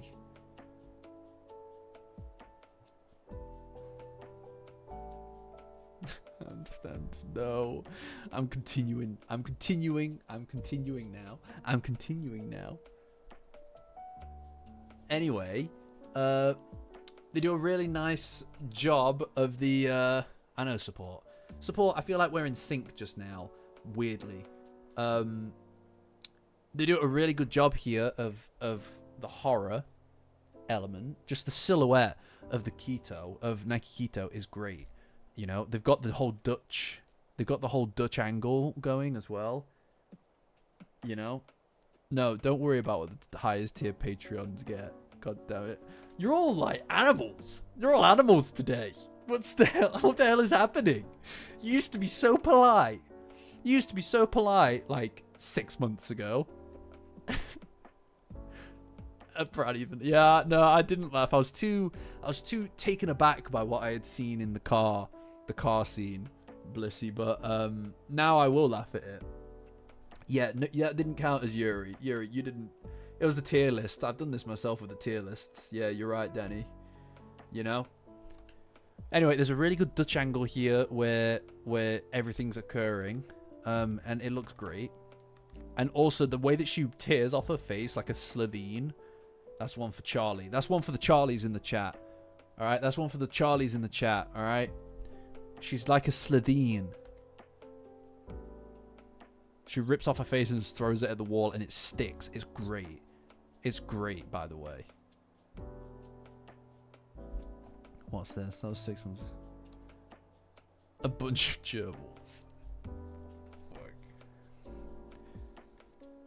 Yeah, it was pretty wild. That scene was wild.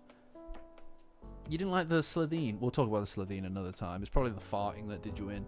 But anyway, I love this whole sequence where they're walking to school together. It's so cute. It's so cute, right? Like, again, this is what I was saying at the beginning of the stream. Literally, like, what? Ages ago now. An hour and a half ago, an hour and 40 minutes ago, right? I really enjoy how they make the cars and stuff go between them. It just adds such a realism to the scene. It makes it feel grounded in reality, like they're just two characters that actually exist in the world, right? It's so, yeah, I know. I love the way that she calls on him.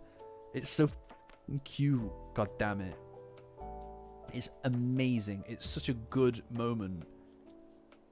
Also, I like that she's got her pink sweater back. Right? I much prefer the pink sweater over the like mint green one. Right? Yeah. It is kind of like the see you tomorrow thing. It's just their little ritual of going to school together, right? It's they're the last people that they see, and then the first people that they want to see the next day. And if you guys want my insight on that, please, by all means, go and watch the Evil Eye arc retold video. You know? Yeah, her jumper, her sweater. Also, I like here the Hayashi band wearing like the Serpo faces. Because it's like, it's just one big act, isn't it? It's like just to entertain them. Just waiting at the traffic lights. It's just cute. The whole thing's just really cute. And this is the slice of life stuff, guys. Savor it. Savor it. I'm telling you to savor it. I'm glad that you like it, Serpo. I'm glad that you like it. I did notice that the background had little UFOs. It's like they're telling the story to the evil eye to keep him entertained, so they can draw him out. Which is effectively what it is, isn't it? For the record here, Muko jumping on Okurun at the traffic light, so dangerous. Do not do that at home, guys. Alright? That's so fucking like dangerous what she did. She just jumped him and pushed him into the street. It's like, what the fuck are you doing? Be careful! Be careful, Truck-kun could be around any corner. You know? I also really like this bit where Miko comes right up to the screen. Right? I love this whole angle. This whole angle is incredibly effective. It's just really nice. It's like an elastic band, right? It's like, it looks great. It's just an interesting perspective on things. It's fun, it's interesting, and it's engaging. There's not really much to say beyond that. And then they obviously pivot to some of the scenes that are just straight out of the manga. Yeah, yeah. I haven't seen the emote, but I like her face in that. Yeah, almost met Truck-kun. You're quite right. You know, all of these areas, by the way, all of these areas that they use in like outside the school and the building itself, they're all referenced from actual places in Japan. I'm telling you guys, when I'm on the Japan arc, I'm gonna go to all of these places, and I'm gonna do like a whole thing. It's gonna be a whole stream, guys. Oh, poor Ida. This is another thing about not just this arc, but Ida's character going forward, is that it feels like it's yeah, Angle for sure. You definitely should. Angles. What am I saying? Ida. Yes. No. So the this whole sequence, it feels like. All right, Serpo. No worries, dude. Thanks for joining. This whole sequence with Ida is really nice because it's something that gets a little bit kind of like, it doesn't necessarily get swept under the rug exactly, but it kind of loses its momentum in some cases, I feel, but it's always something that's in the background, right? Like, Ida did the right thing. She is a character that is in conflict all the time about the fact that what she did was the right thing to do, and she did cause the problem herself. And this is something that I absolutely love about her, is that she kind of like takes responsibility for things, right? She takes responsibility for things. What is it? Who said what?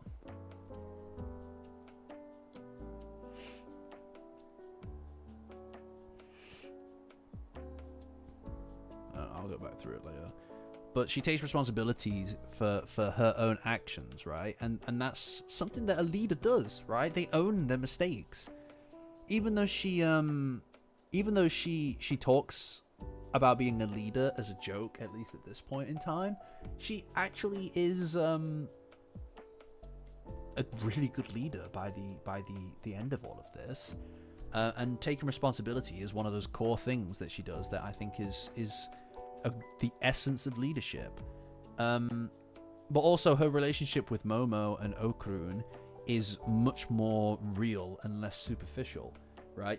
She sacrificed that public perception of herself for something that's raw, real, and more honest and more genuine than all of those other relationships combined, because these two would not throw her under the bus. And I fucking love Okurun's glare here, by the way. Right? He is a loyal guy, man. He doesn't care. Look at him. He knows what it's like to be ostracized. He knows what it's like to be ostracized, and he doesn't like to see that for one of his friends. You know? It's great. Yeah, from Okurun. That needs to be... Can we make that an emote, please? And he's so pissed, man. He's so pissed off. It's great. Vamnokurun. Yes. Yes. Vamnokurun, I need it. Look, he's so pissed off the whole time. He's like, the fuck is your guy's problem? Look at him. He's like, fucking dickheads. Look at him. He hates them. He hates them. Good lord. It's great. Look at those idiots. They're all shocked because they can hear them down the hall. Like, get out of here, idiots. And then obviously, and here's another part in this sequence actually that looks great. This whole bit is again another thing that is elevated from the source material, right? Like the source material is great. The manga is amazing, but again, it's one of those things that it's the framing in these sequences is just spectacular, right? Not only does it really effectively break the screen up into thirds, into effectively thirded lines, but Momo is the kind of the main connective tissue here, right? She's the one that's instigating this conversation between them.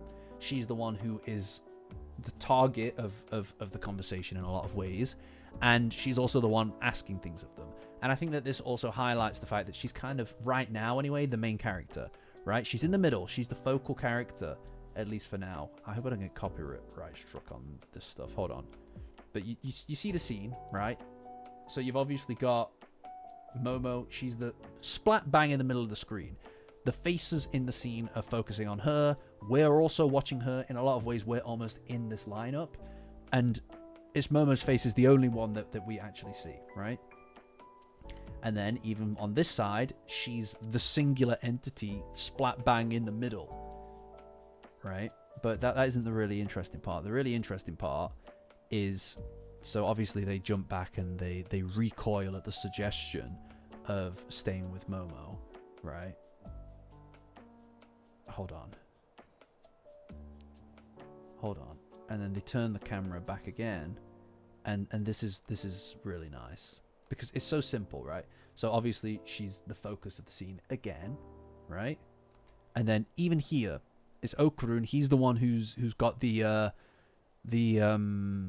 reservation here, or at least the make-believe reservation. And there she is. She's still in the screen, right, in the corner of the screen. And then it pulls out further. It pulls out further to Ida, and there she is again. She's still in the center of the screen at all times. At all these times, apart from the fact when it focuses in on each of their reactions, she's still in the scene, right? And it effectively breaks the whole scene up into thirds again. It looks great. It looks amazing. And it's not even like, again, it's not groundbreaking. It's not necessarily groundbreaking. It's just really nicely done. It just keeps everything in focus of like what it is that you're looking at. And here, right? She's again in the focus of the screen. And then when they point at her, it's that same usage of thirding up the screen again. Right?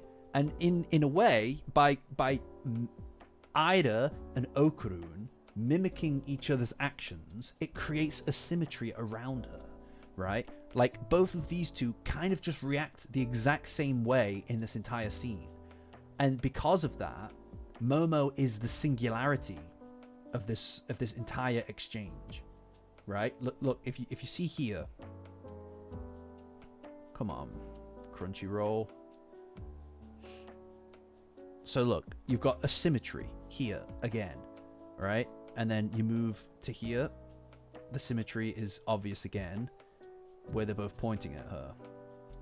God, this thing's a piece of shit. The Crunchyroll player is awful, by the way. And then obviously when she's in the far distance and both of them are trying to kind of like debate it, their reactions are also mimicked to each other. Right? So she's center focus once more. Yeah. It's just really nicely done. It's just really nicely done that shows that that again, I presume Yamashiro, because this is elevated even from earlier in the season. Even from the earlier episodes in the season, this is elevated.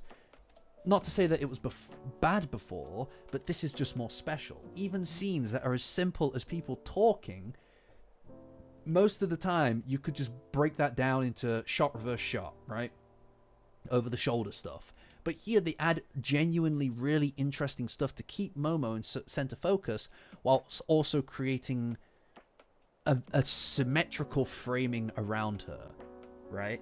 Which makes me, again, think that Momo's the main kind of, like, focus of this arc, at least as the primary character. Yeah, exactly. It does everything that it is that the story is telling it to do, but in a way that's really visual. It doesn't need to do these things, but it does, and it elevates the story because of that. We follow it in a way that we don't necessarily know that we follow it, right? Yeah, exactly, Cubes. Like it feels like it just all points, it feeds in towards the middle of the screen, you know? It's so needless. Also, the way that Momo walks into the frame in the next scene, where she just swings her arms around, is like such a... I just love it. Look at this. What? It's so good, man. Oh my god. All the actions just feel like the character's doing them. It's so good. Yes, exactly, Support. That's a really good way of looking at it, actually. You know? And just like they did earlier, right? And this is something that's really interesting here. When they were in the tunnel, and you saw the lights of the tunnel as they went through, and it was light then dark then light then dark, to kind of reflect that inner turmoil, that conflict inside of them, that almost like they exist on the precipice between two separate worlds, which is what it is. Ida, and this is elevating the source material once more, Ida here is walking between the pillars, just the architecture of the building. The architecture of the building itself is utilized to enhance the scene. As she walks down this pathway, it's not even necessarily that it's like a tunnel, it's just the pillars dark, then light, then dark, then light. She's got an emotional inner conflict that's happening, and that's reflected in the fact that as she walks, you can see two different worlds, two different states, light and dark. And it's that same visual kind of like motif that reflects where those two were earlier. You know, it's conflict, and that's what she has inside of her, right? She's between two worlds because she effectively gave up the world she knew, the one that she thrived in, for these two, and she did that by doing the right thing. She did that by doing the right thing, right? And that's a confusing thing to do, is doing the right thing but not getting rewarded for it is difficult, because if it were easy to be good, then everybody would just do it. But it's not, and it takes sacrifice, and that's what she's ready to do. No problem, Yuri. Good catching you. No, yeah, Jellies, you may not realize that you picked up on it, right? You may not realize that you picked up on it, but you did pick up on it without noticing that you picked up on it, because it all advances the visual of the scene, and it feeds into understanding and feeling and empathizing with the character, because you can see it. Your brain registers it in a way that you don't even necessarily know. And you can see that these two in the background over there, as she walks away from them through this turmoil and conflict, they are in some way, shape or form part of that. They're the instigating factor. Meeting these two is what caused her to be in this situation, and now here she is advancing her relationship with them, despite the fact that they are in some way, shape or form a nexus point for the conflict that she's feeling. And it just looks great. In a lot of ways, you can kind of see that she's like, look at that. You know what I mean? It just looks great. It's so needless, and it does feel like that tunnel. She's not really the winner in this situation right now, and it looks great. The whole thing looks great, and again, she holds herself very much accountable. That's a consistent thing with Ida, is holding herself accountable. And it's also nice to see her get her own inner arc. Yeah, like a bit of character development. It's good to have her back. She disappeared for the Cursed House arc, and it feels like they don't just tack her on here. They don't just tack her on when she gets back. She has like a lot of attention given to her, a lot of kind of like breathing room, right? It doesn't feel like she's been away for as long as she has been, which is a long time as far as the manga was concerned. It was a long time, you know. It's great. Also, when Momo and Okurun walk into the Ayase household, you can see, despite, and this is what I mean when I say everything is leading into and feeding into their development, right? Despite the fact that they, in the car, connected physically, they closed the space between them physically by that handhold. It was in a private world, not when surrounded by people. So when they are in front of other people, when they are in a public space, a public domain, there is a barrier between them, right? It's almost like a wall. Something, and them staying together, it doesn't matter if they're staying together, they're in a house that is surrounded by their friends and family. There is a barrier between the two of them. They can't facilitate or connect in any real way because of that, which is signified by a pillar directly in between them. When they that has to be, it has to be an intentional shot. Why else would you design the shot to be this way, with a fucking pillar splat bang in the middle? It has to be a visual motif to reflect the fact, a symbolism, a metaphor for the fact that there is a figurative barrier between the two of them, right? And that's what this is. Despite the fact that there is a closeness that's been established in an earlier scene, the car scene, that isn't something that can exist in this setting, in this circumstance. There is a barrier between them emotionally, and in this case, represented by the camera physically, right? And that's something that they're going to need to erode themselves, or they're going to have to find places outside of this place in which they can connect. And that's something that they still struggle with, right? That's their whole thing. That's their whole thing. And that barrier being eroded further and further, chipped away at, is part of what they do later on, right? That's part of what they're doing later on with the Well, in the next episode. To be honest, I wouldn't be surprised if after the stuff in the maid cafe, if after that whole thing happens, they both walk back in here again next time, and either the pillar is gone because it's been destroyed by the evil eye who is destroying the house.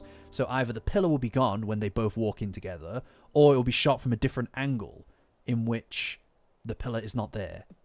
I would not be surprised if that is the case, because visually it would be a really nice progression from where they are. And to say that the evil eye is destroying the house, it would give them the opportunity to do that, to make that shot. Very funny angle. But do you know what I mean, guys? Like I think that would work. All right, if that is in there, if that is in the next episode, guys, I'll go bananas, because that is what this is to me. Right? That is what that symbolism is. And look, maybe I'm looking into it too much. I could be looking into it too much. Obviously, there's always a risk of that. But I just don't think that I just don't think that the Yamashiro would do that unless he had a reasoning for it. There's such an intentional shot. It's such an intentional shot, and he added it in despite the fact it wasn't in the manga. There had to be a reason for it. There had to be a reason for it. Yeah, it has to have been, to add it in, it had to have been done for a reason besides just an interesting shot. You know, for someone who's clearly as accomplished, very visual director who cares a lot about shot composition, this shit matters, man. I'm telling you, they're gonna come in together after he was shown in the flashback. These guys just want to make fun of me. They're just really nasty. I'm trying to express here, man. trying to get hyped. After the evil eye has been smashing the house up, I feel like that pillar will be gone when they walk in together after the stuff at the maid cafe, right? Because it shows that they've overcome that. So then when that next moment with the evil eye hits, it will feel like all of that progress could be undone by the fact that he is a dangerous motherfucker who's just living with them, right? I'm telling you. This episode, right? This episode, I feel like even though like all the stuff that happened in the previous episodes were so impactful and so emotional and so action-packed, I feel like there is something in this episode, just the way that it's designed and built and shot. Is it actually gone in the manga? Can you send me the chapter, Nachan? Can you send me the chapter for it? I just feel like the way that this is designed and shot and put together, it feels like it's so much more interesting to just talk about, because I feel like every single shot is so dense and so interesting and so well designed. Yeah, I'm the prophet of Momokurun, guys. I may not have mentioned this. I am the second coming of Christ. That's gonna get clipped. But it has to be intentional. I'm telling you. Like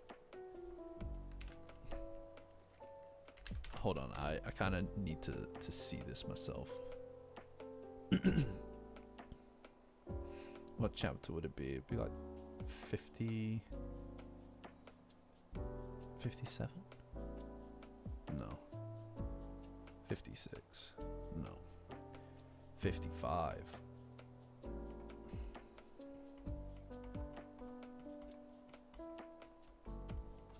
When they walk in, because they do walk in after Gigi's done his training and stuff. Yeah, it's gone. The pillar's not there.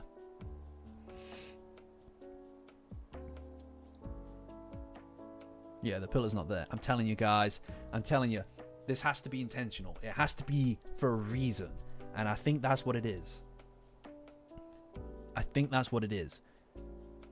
You know, the very house itself being a metaphor is so powerful. You know? Because in a lot of ways, when they are all living together, they are breaking down barriers, right? They're breaking down the physical walls between them as the evil eye literally destroys the walls. You know? It's just fantastic. Because if that is the case, then props to Yamashiro, because that's just really really interesting. Like that would, to me, would like solidify the fact that every single shot has to be just perfect. It just, every shot is perfect, right? It's also great as well, and this is back to Tatsu himself, right? But I can count. Probably better than anyone else. It's great to see Momo and Aira bond and Gigi and Okurun bond, because they were all these are the pairings that were competitors earlier in the series. It's nice to see them overcome these jealousy elements to each other, so that they can just hang out and be friends. It's great. I fucking love it, you know? And then the soy sauce fake out. I died for it. It was amazing. It was so good. The soy sauce fake out was amazing. I was like, oh, here it comes. I can see it, and it's just like, no, you stupid idiot, that's the wrong sauce. I was like, fuck, shit.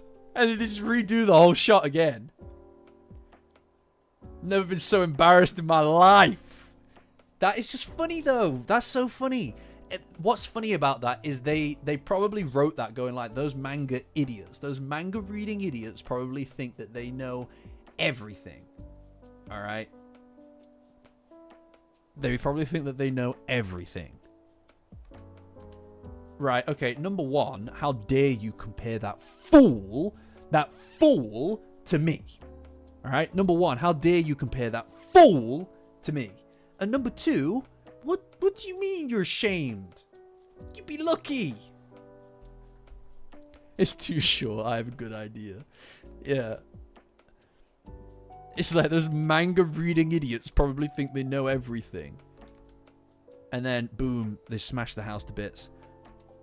I wonder if... That's the front door, isn't it, actually? Yeah, so worth acknowledging that it's the front door that gets smashed to bits there. Hi, Oliver. It's the front door that gets smashed to bits there, right? And if we look inside, it... Do I see the pillar? I don't see the pillar. So... You know...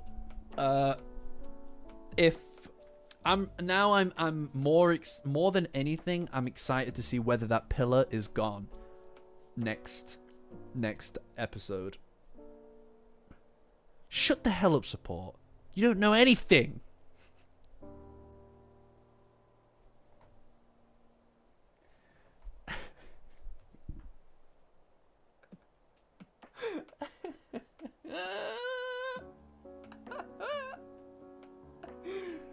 Oh man, I know, sorry. Drags it out of me. Yeah, no, she drags it out of me. It's not even my fault. Not even poor support. She earned it. She's just being a douchebag. And then obviously there's the ED that comes straight after. Yeah, thanks, Cubes. Yeah, exactly. They're just not loyal, man. These people aren't loyal, I'm telling you. You know, here I am trying to provide joy. And what do I get? Treated like garbage. I get treated like garbo on my own show. we were getting on earlier. You know?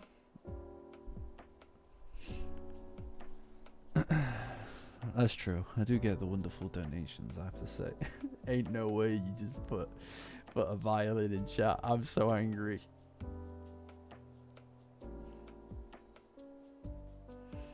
Man, I love the ED. It's so good. It's so good. I can just sit and just watch it over and over. It's just brilliant.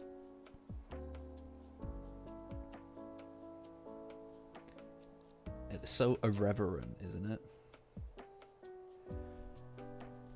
Rin next week. Yeah, like the ending thingy. The ending sequence. I don't care about seeing Rin next week. You know, I just... Alright, truce. Cool. I want to see the Hayashi band, though, because I read the interview, and apparently the Hayashi thing... I'm not even saying that. It's not all about you support.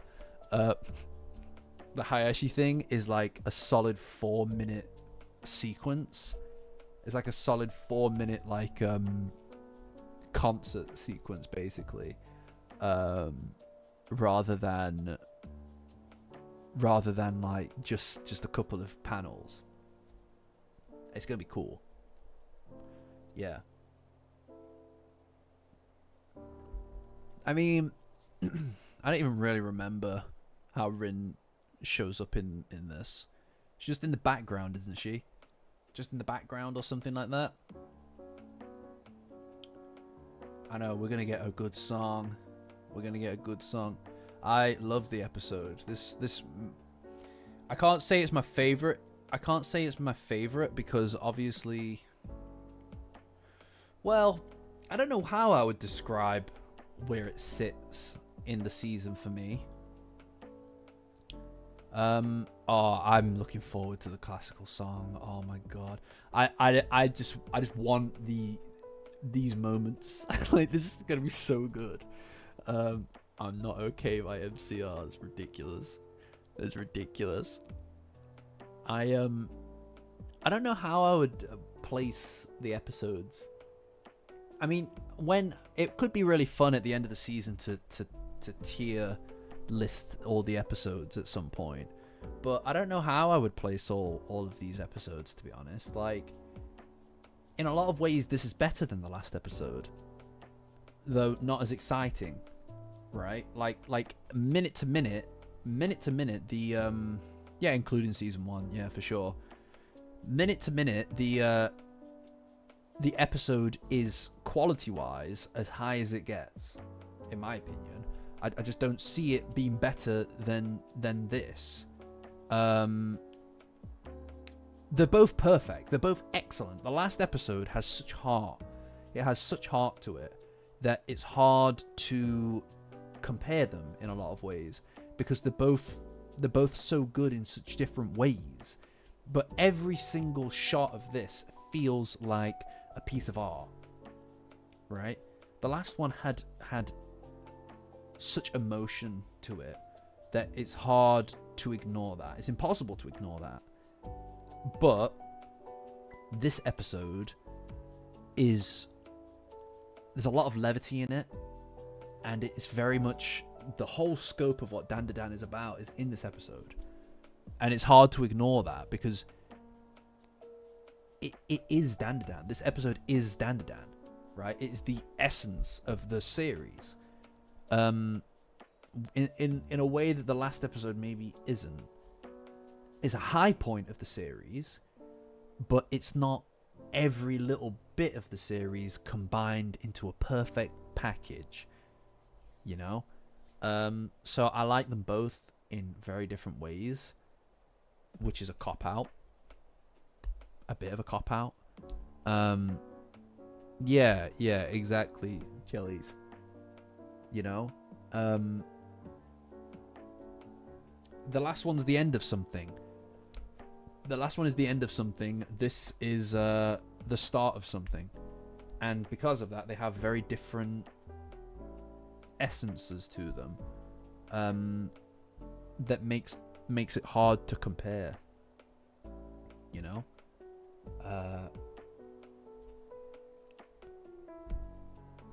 They're great. You know? They're both just fantastic. Generally speaking, I don't know. I mean, I don't know. It's hard to say. It's all just fantastic. This is a hard one to top. Slice of life wise, right? Like minute to minute, just everyone chilling out. This is gonna be difficult to top because it's just great. It just feels like this is the rhythm, you know. This is the rhythm that I would love to see in every single episode. Is something of this quality. You know, it's impossible to discount how this is like the perfect kind of everything. Yeah, it's I don't know. I'm excited to see more. I'm excited to see more. This show is fucking perfect. It's so good. It's so good. And these are the episodes. These are the parts of the manga that really captured me. That really captured me when I was reading it for the first time. Like the other stuff really hit as well, but it wasn't exactly the same as this. This stuff is really special to me. This whole the Cursed House arc, and the Evil Eye arc are very special to me. As two segments, like two arcs. They're arguably the sections that I think are the most special to me, because of the fact that it worked. It's what brought me into it. It's what dragged me into it, and I can't ignore how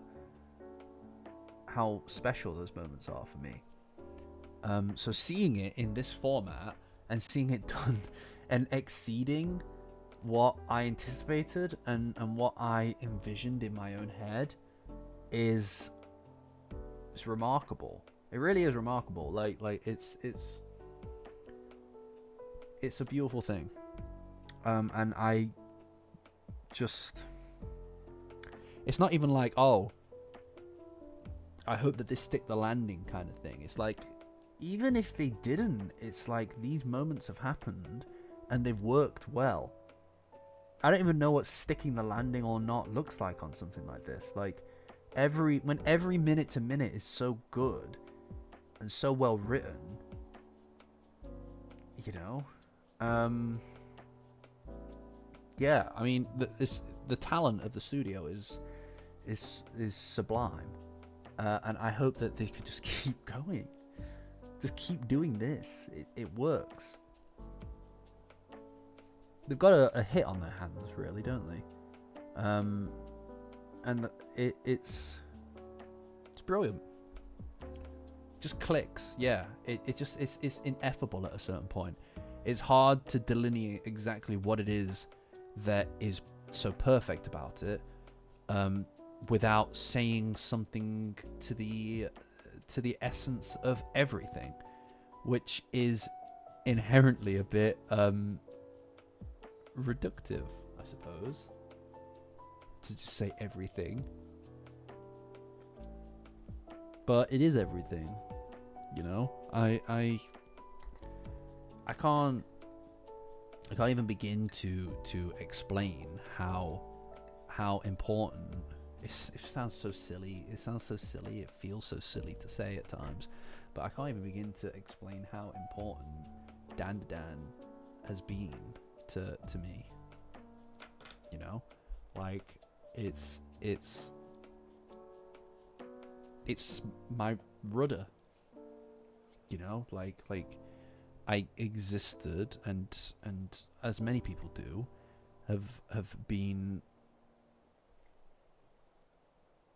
out there in the world, and just kind of like floating for a long time, and something like this, even though it's like it's just an anime, right? It's like it has an impact that you don't even realize that something can have. you know, and because it's because of the way that it inspires, you know. No worries, Vic. Have a good one.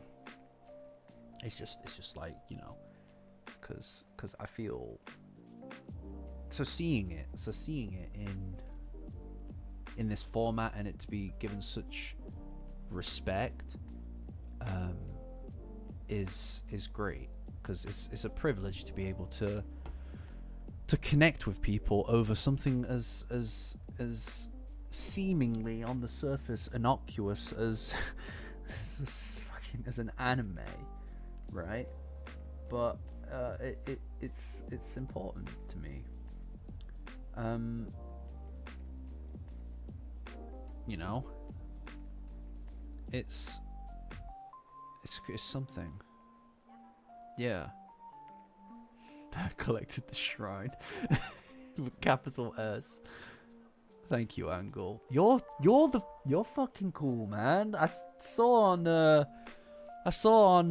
on Twitter that you've got like 10,000 likes or something on one of your pieces of art. That's crazy.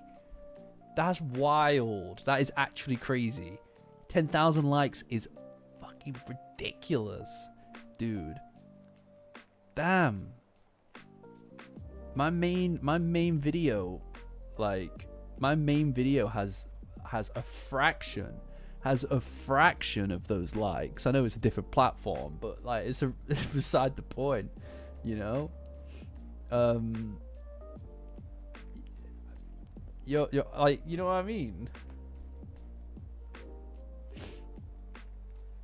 Yeah, that's amazing. 9,000 likes is crazy. I would fucking kill for those. That's really nice, Natchan, by the way. I've just seen Natchan's art. There's so many fucking good artists. It's ridiculous. So many. I haven't seen Angle's latest thing. I'll check it after the stream. I don't want to just sit here and just scroll, but no, genuinely, it's great. Like for real. Oh, it's pinned. Fantastic. Honestly, I'm the worst of the mods. That's so good, Angle. Oh my lord.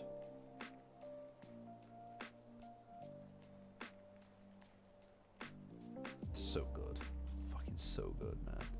So good. Ah! My god. Holy shit. Holy shit. I love the colors. I love that it goes from black and white, that it goes into color. Like the writing goes into color. It's so good.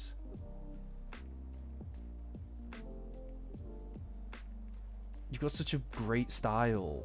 You have such a great style.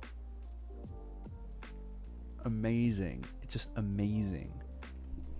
But you see what I mean though when I say that everybody's got like a different like envisionment of how they see that scene, right? Like it's everybody sees it differently, and so to be able to experience a completely different version of it, somebody else's interpretation of it that is in a lot of ways superior to anything you can imagine being, is such an incredible experience. Yeah, exactly, Angle. Like my envisionment of it was more along the lines of yours, or at least more similar to yours. The tunnel element is so perfect. So perfect, because it captures that bubble. It's not just like it's not just a metaphor. I mean a figurative thing, right? It's not just the feeling or sensation of being in a separate world. It's the literal, actual, hidden away spot, away from everything, right? Day or night, it doesn't matter. Also, their whole thing, it literally, there are so many layers to it, right? Their whole thing started because of a fucking tunnel. It all started because of some fucking tunnel, right? And so for that moment to happen, that crossover to happen in a tunnel, it just works. It just works on every level. And then the intro, obviously, it adds weight to what it means to go through that tunnel. Yeah, I was saying that earlier. Like it adds weight to everything. There's so many things, and it's that there is one way through, right? That's it. You've got to push forward, or you can go back. There is no other way past that. It's such a brilliant metaphor, you know? Because the light at the end of the tunnel is when that moment, that space, ceases to exist. And they're in a car. There is no stopping on the path that they're on. It's just forward together. God damn, it's so good. Such a small change. Such a tiny little pivot from the initial source material. Such a tiny pivot. And they can do all of that. God, they know what they're doing. Can you imagine? Coming up with that? Being the person to come up with that? That's crazy. It's like the perfect thing. I know that I'm like absolutely glazing it more than I'm even glazing the actual act, right? Like what they were doing. But it's the setting that they've changed that changes so much about the meaning of the execution as well. Fucking hell, so good.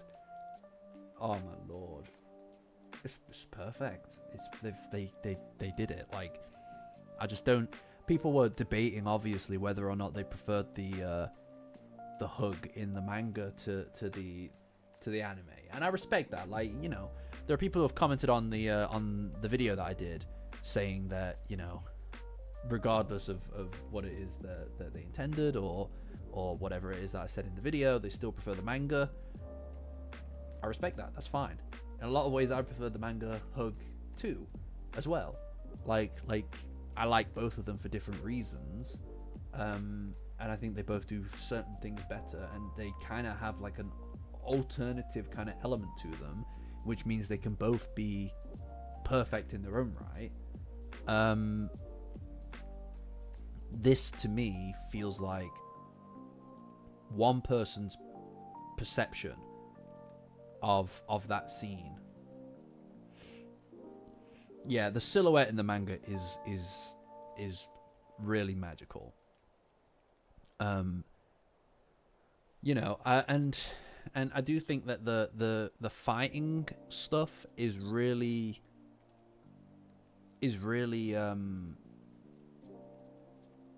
something that requires a different direction, minute to minute direction, than what we're seeing in the Evil Eye arc. And it's great to see that these guys are both working to their strengths, both of the directors, that is.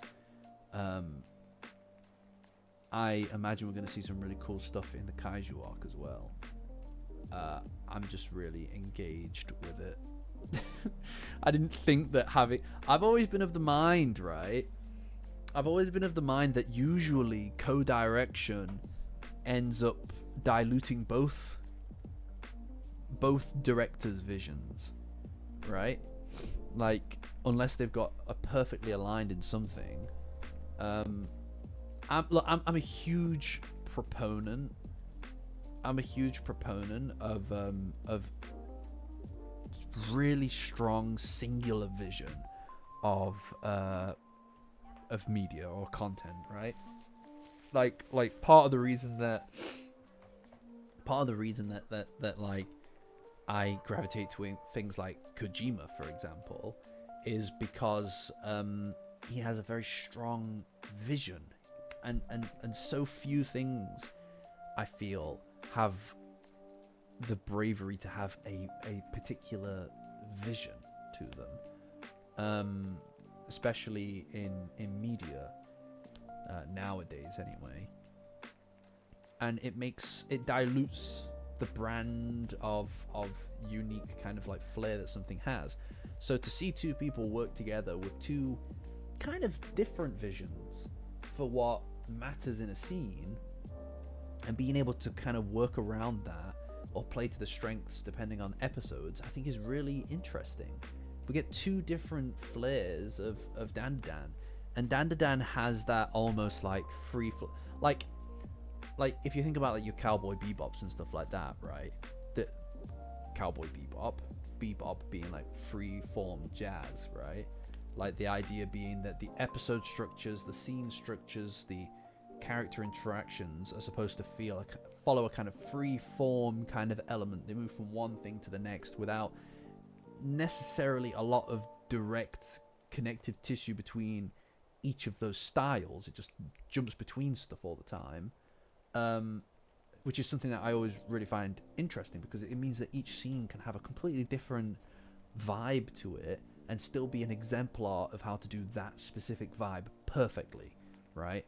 In that same way, you're seeing two different visions for Dandadan and the characters, whilst also never breaking the characters' continuity. They're always continuously the same people, but also the scenes are built differently. And Dandadan, I think, is kind of perfect for that, because of the fact that it is a little silly, it's a little weird, and the styles and genres can shift on a dime, right? Like the Acro Silky stuff is heavy, deep, intense stuff, right? And that was a very much a Yamashiro kind of thing, like especially with her running and you seeing from her perspective in first person. That's perfect. That whole sequence with Acro Silky is perfection. It's perfection. It's amazing. It is a short story and a lifetime that somebody's lived in a few minutes, and you're able to get invested and your heart to break and to feel such raw degradation of somebody's love over however many years of being a ghost. It just works so perfectly. And that's literally a scene or two after talking about Okurun getting his balls back, like one of his balls back.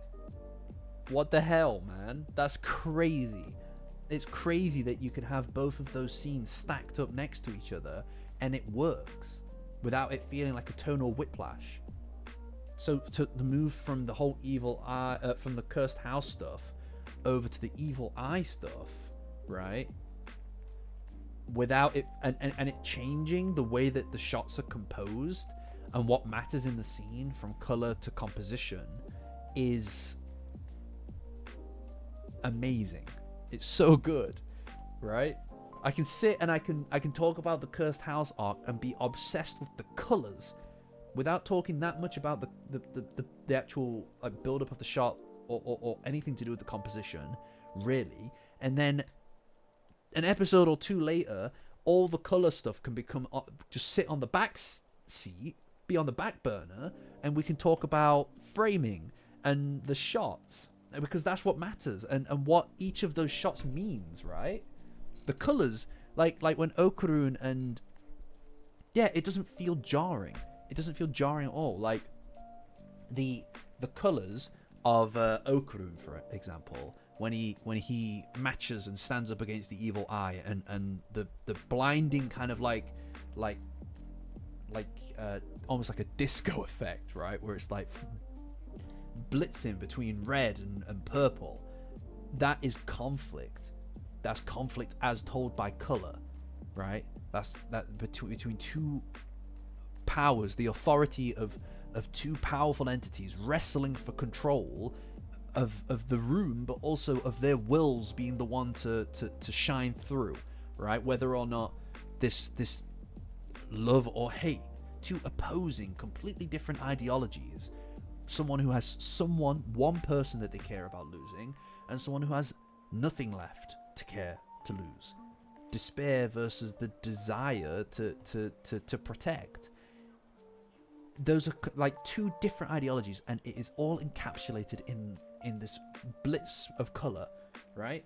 And in the same breath, we can then get the framing of a shot, right? Or Ira like walking past the pillars or something like that, like very much diegetic in the fucking scene, right? And that is showing us inner conflict as well, but in a way that's not just color driven. It's a way that's driven by the composition of the shot, right? Like, or the fact that Momo is able to just be in the frame all the time to show that this conflict, or this almost show of, oh, we don't want to come and stay over with you, oh, what are we going to do, is all framed around Momo. It all orbits her as a character, and it's just by the way they designed the goddamn shots. It's perfect. It's perfect. It's amazing. And it's the same ideas, or similar ideas, expressed in different ways, depending on the strength of the director, the vision of the director, of what matters in the scene. And one of them lends itself well to conflict and fighting, and one of them lends itself really, really well to minute-to-minute character interactions. And I'm very intrigued to see what happens when Yamashiro focuses on the Tulpas and Okurun's rematch. Really excited to see what that looks like. You know? Because I assume it's going to be very different. You know? It's so good, isn't it? No, you're right, Blissey. It's so vindicating. It's so vindicating because it's special in a way that's not just like, oh, it's crazy that this plot point happens. Like, the plot point is like secondary to the way that it's expressed perfectly. I don't know. This is the kind of stuff that I absolutely adore, though. Right? Like, this was made. It's like somebody got my brain, found the points in my brain that make me, yeah, let's go. And they took that, downloaded it, and just like, how do we make a thing that makes his brain turn into electricity? Right? What is going to make this specific person go fucking bananas over something? And they went and they just algorithmically created the perfect thing for me. I swear to God, I love it so much. It's wild. Because I don't, generally speaking, I don't really like, this is not like a normal kind of like level of fixation for me, right? It's like, this is like something that I genuinely feel is like perfect. It's like a perfect thing.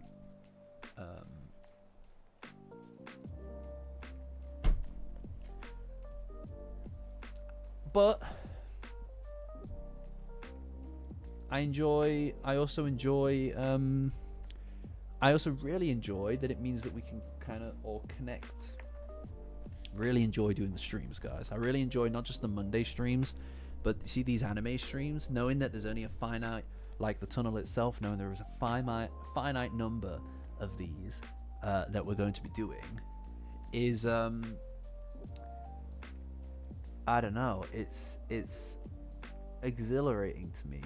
Being able to actually like break down the actual filmic elements of it is something is so refreshing. You know, I love this stuff. I absolutely love this stuff.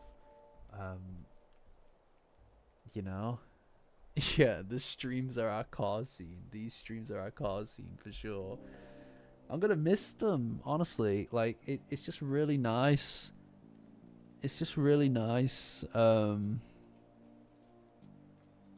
It's just really nice to be able to kind of watch something rather than just reading something, watching something and breaking it down in a really interesting way, and kind of like it being really focused on more than just, oh, the characters are doing this today or whatever. It's like, I love the manga streams as well. Like, the manga streams are like the bread and butter, right? But there's something like, I don't know, I just really enjoy being able to do this, to watch the episode and then go over it, right? It's crazy to me that you guys actually, like, I know, like, you know, you guys are here for the you know, for this kind of stuff, but to me that's crazy, because I genuinely, this is the stuff that I would just like talk about anyway to less willing participants, let alone people who are actually showing up. Like, do you know what I mean? Like, I can't imagine being with this locked in my brain, you know? Like, I've just spoke for what amounts to over 2.5 hours about this episode. So what the talking about this episode has been many times longer than the episode itself. You know, no worries, support. I appreciate you dropping by. It's been fun. I mean, by the end of this, I can't. No, I don't think so, Eric. I think that they stick all the major beats. They keep to the exact same path as the manga. The exact same path as the manga, just changing stuff just enough to enhance the impact of it, you know. Yeah, no, Blissy, that's exactly what I'm trying to say. It's like it's just like, I'd be talking about this anyway. It's just like not everybody would be as engaged with it. All right, bye, support. See ya. Oh no, that's not true. Come on, don't turn it into that. Now you're being a baby. Come on, stick around then. Kids to the parents. Yeah, no, I hear you, Angle. You know.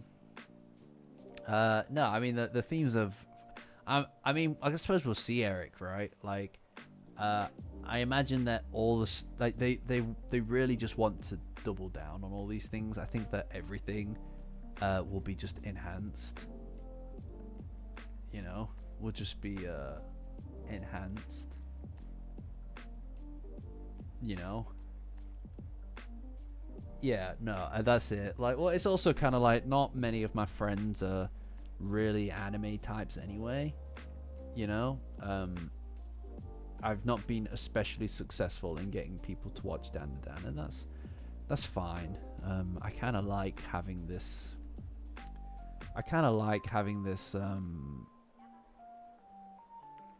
This space, you know, like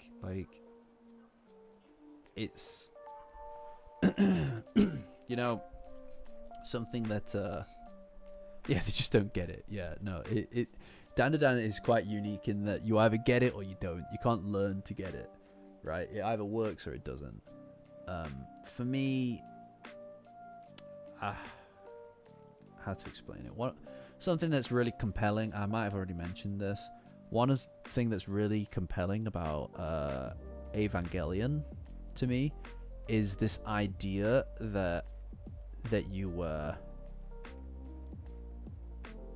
everybody shows different faces of themselves to different people, and the version of someone that you know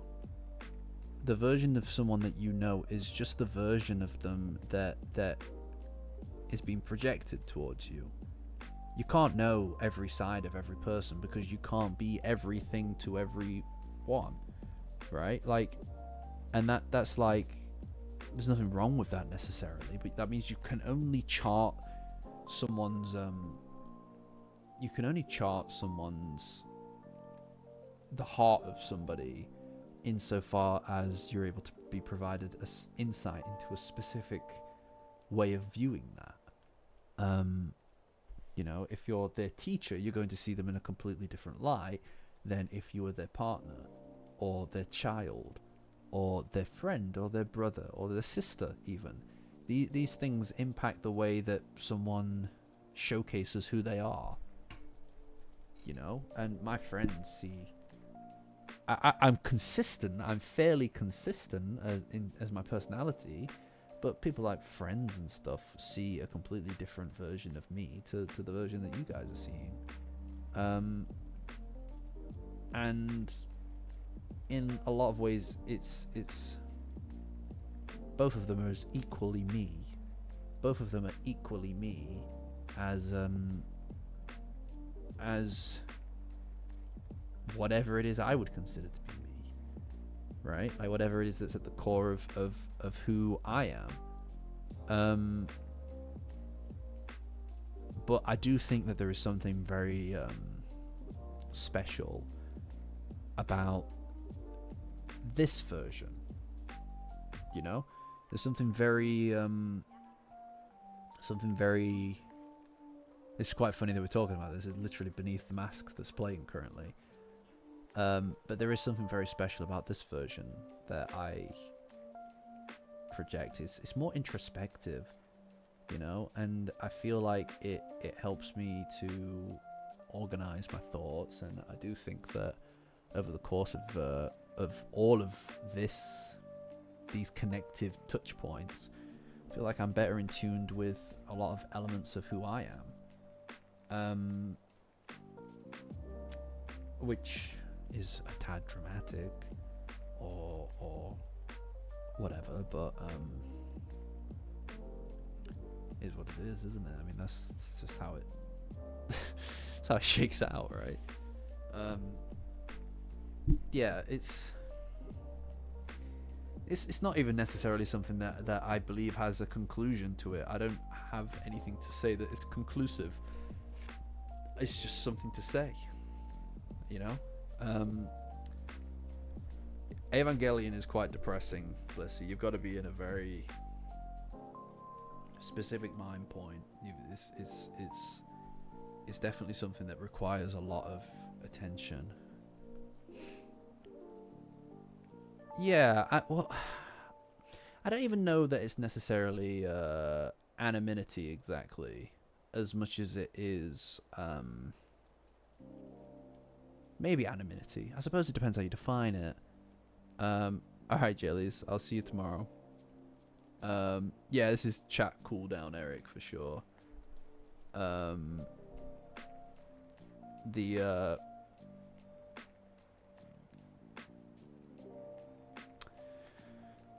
mean, maybe anonymity, I suppose, is a word. Is a word that works. Alright, bye, support. Catch ya. Maybe anonymity is a word that you could attribute to it, I suppose. For me, it's definitely tied up in something close to anonymity anyway.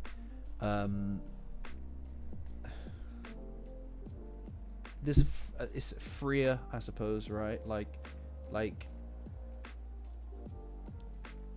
you know, like when you're chatting with your friends, yeah, it's definitely a nuanced version of something close to anonymity.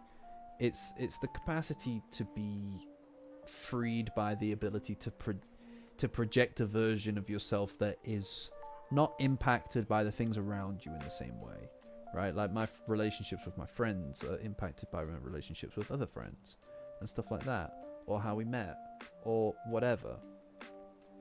Whereas all of us, it feels like there is all the external social elements are less prevalent and therefore less pertinent to what it is that whatever you could consider to be this, and that's freeing in a way, you know. In a lot of ways, it's very freeing. It doesn't feel like, I don't know. And I suppose you could also say that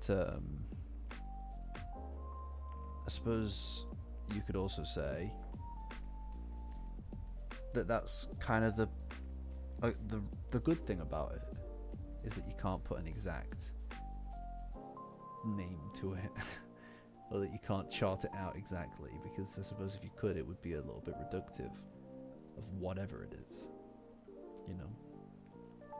What I can say is that I like it, you know. I've been enjoying myself quite thoroughly since starting all of this. And now that we're in August, as of 20 minutes ago, we're now in August. So what? That's like 7 months. That's alright, Eric. I'm about to end the stream in a minute anyway. It's definitely late, and I can tell that I'm starting to lose track of whatever it is I'm talking about, but I kind of like that. You know? Disarming, isn't it? Yeah, it's pretty crazy over here, Shadow. It doesn't get better. I know, it's August. It's August. Yeah, I know. Yeah, me too, Angle. I know, it doesn't end, does it?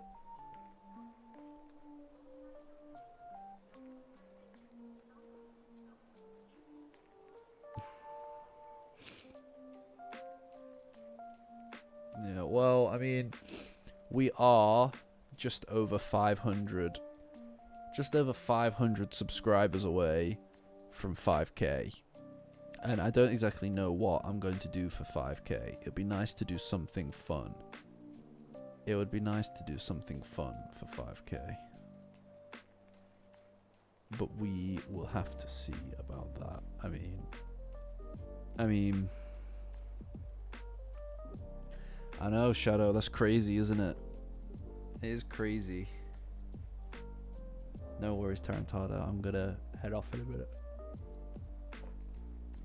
When we get to a year, we're gonna have to do something. But it's been a pleasure, guys. It's been a genuine pleasure.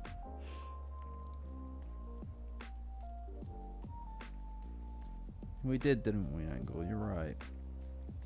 You're right. Hey, who turned out the lights? Yeah, I know. Yeah. That's very kind of you, Cubes. Like, you know, it's my pleasure. It really is my pleasure. Like, the fact that people sit and listen to this for hours. I don't know. Oh my god, it makes me feel popular. Oh my god, guys, I feel like so fucking popular. Oh my god.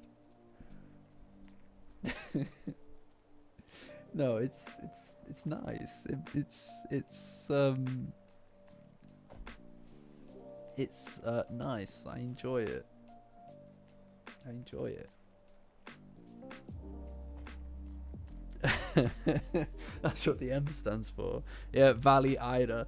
Yeah, we actually got the actual Ida doing her impression, doing her rendition of that scene. I personally thought mine was better. Get out of here. Get out of here, like right now, like forever. Like, get out of here, like forever. You know?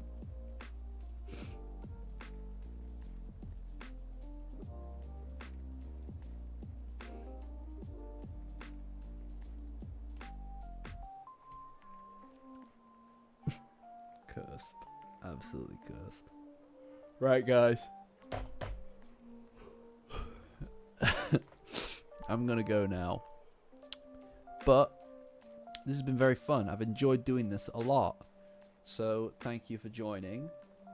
I've noticed that the streams have been concurrently. They've had more concurrent viewership at any one moment, averaging much higher than they used to, which is very cool. Been enjoying that. Nachan, you're awake again. Oh my lord. It's so late. Yeah. I think it peaked at like 46 or something like that. You're quite right, Sev. But thanks for joining. Thanks for joining, guys.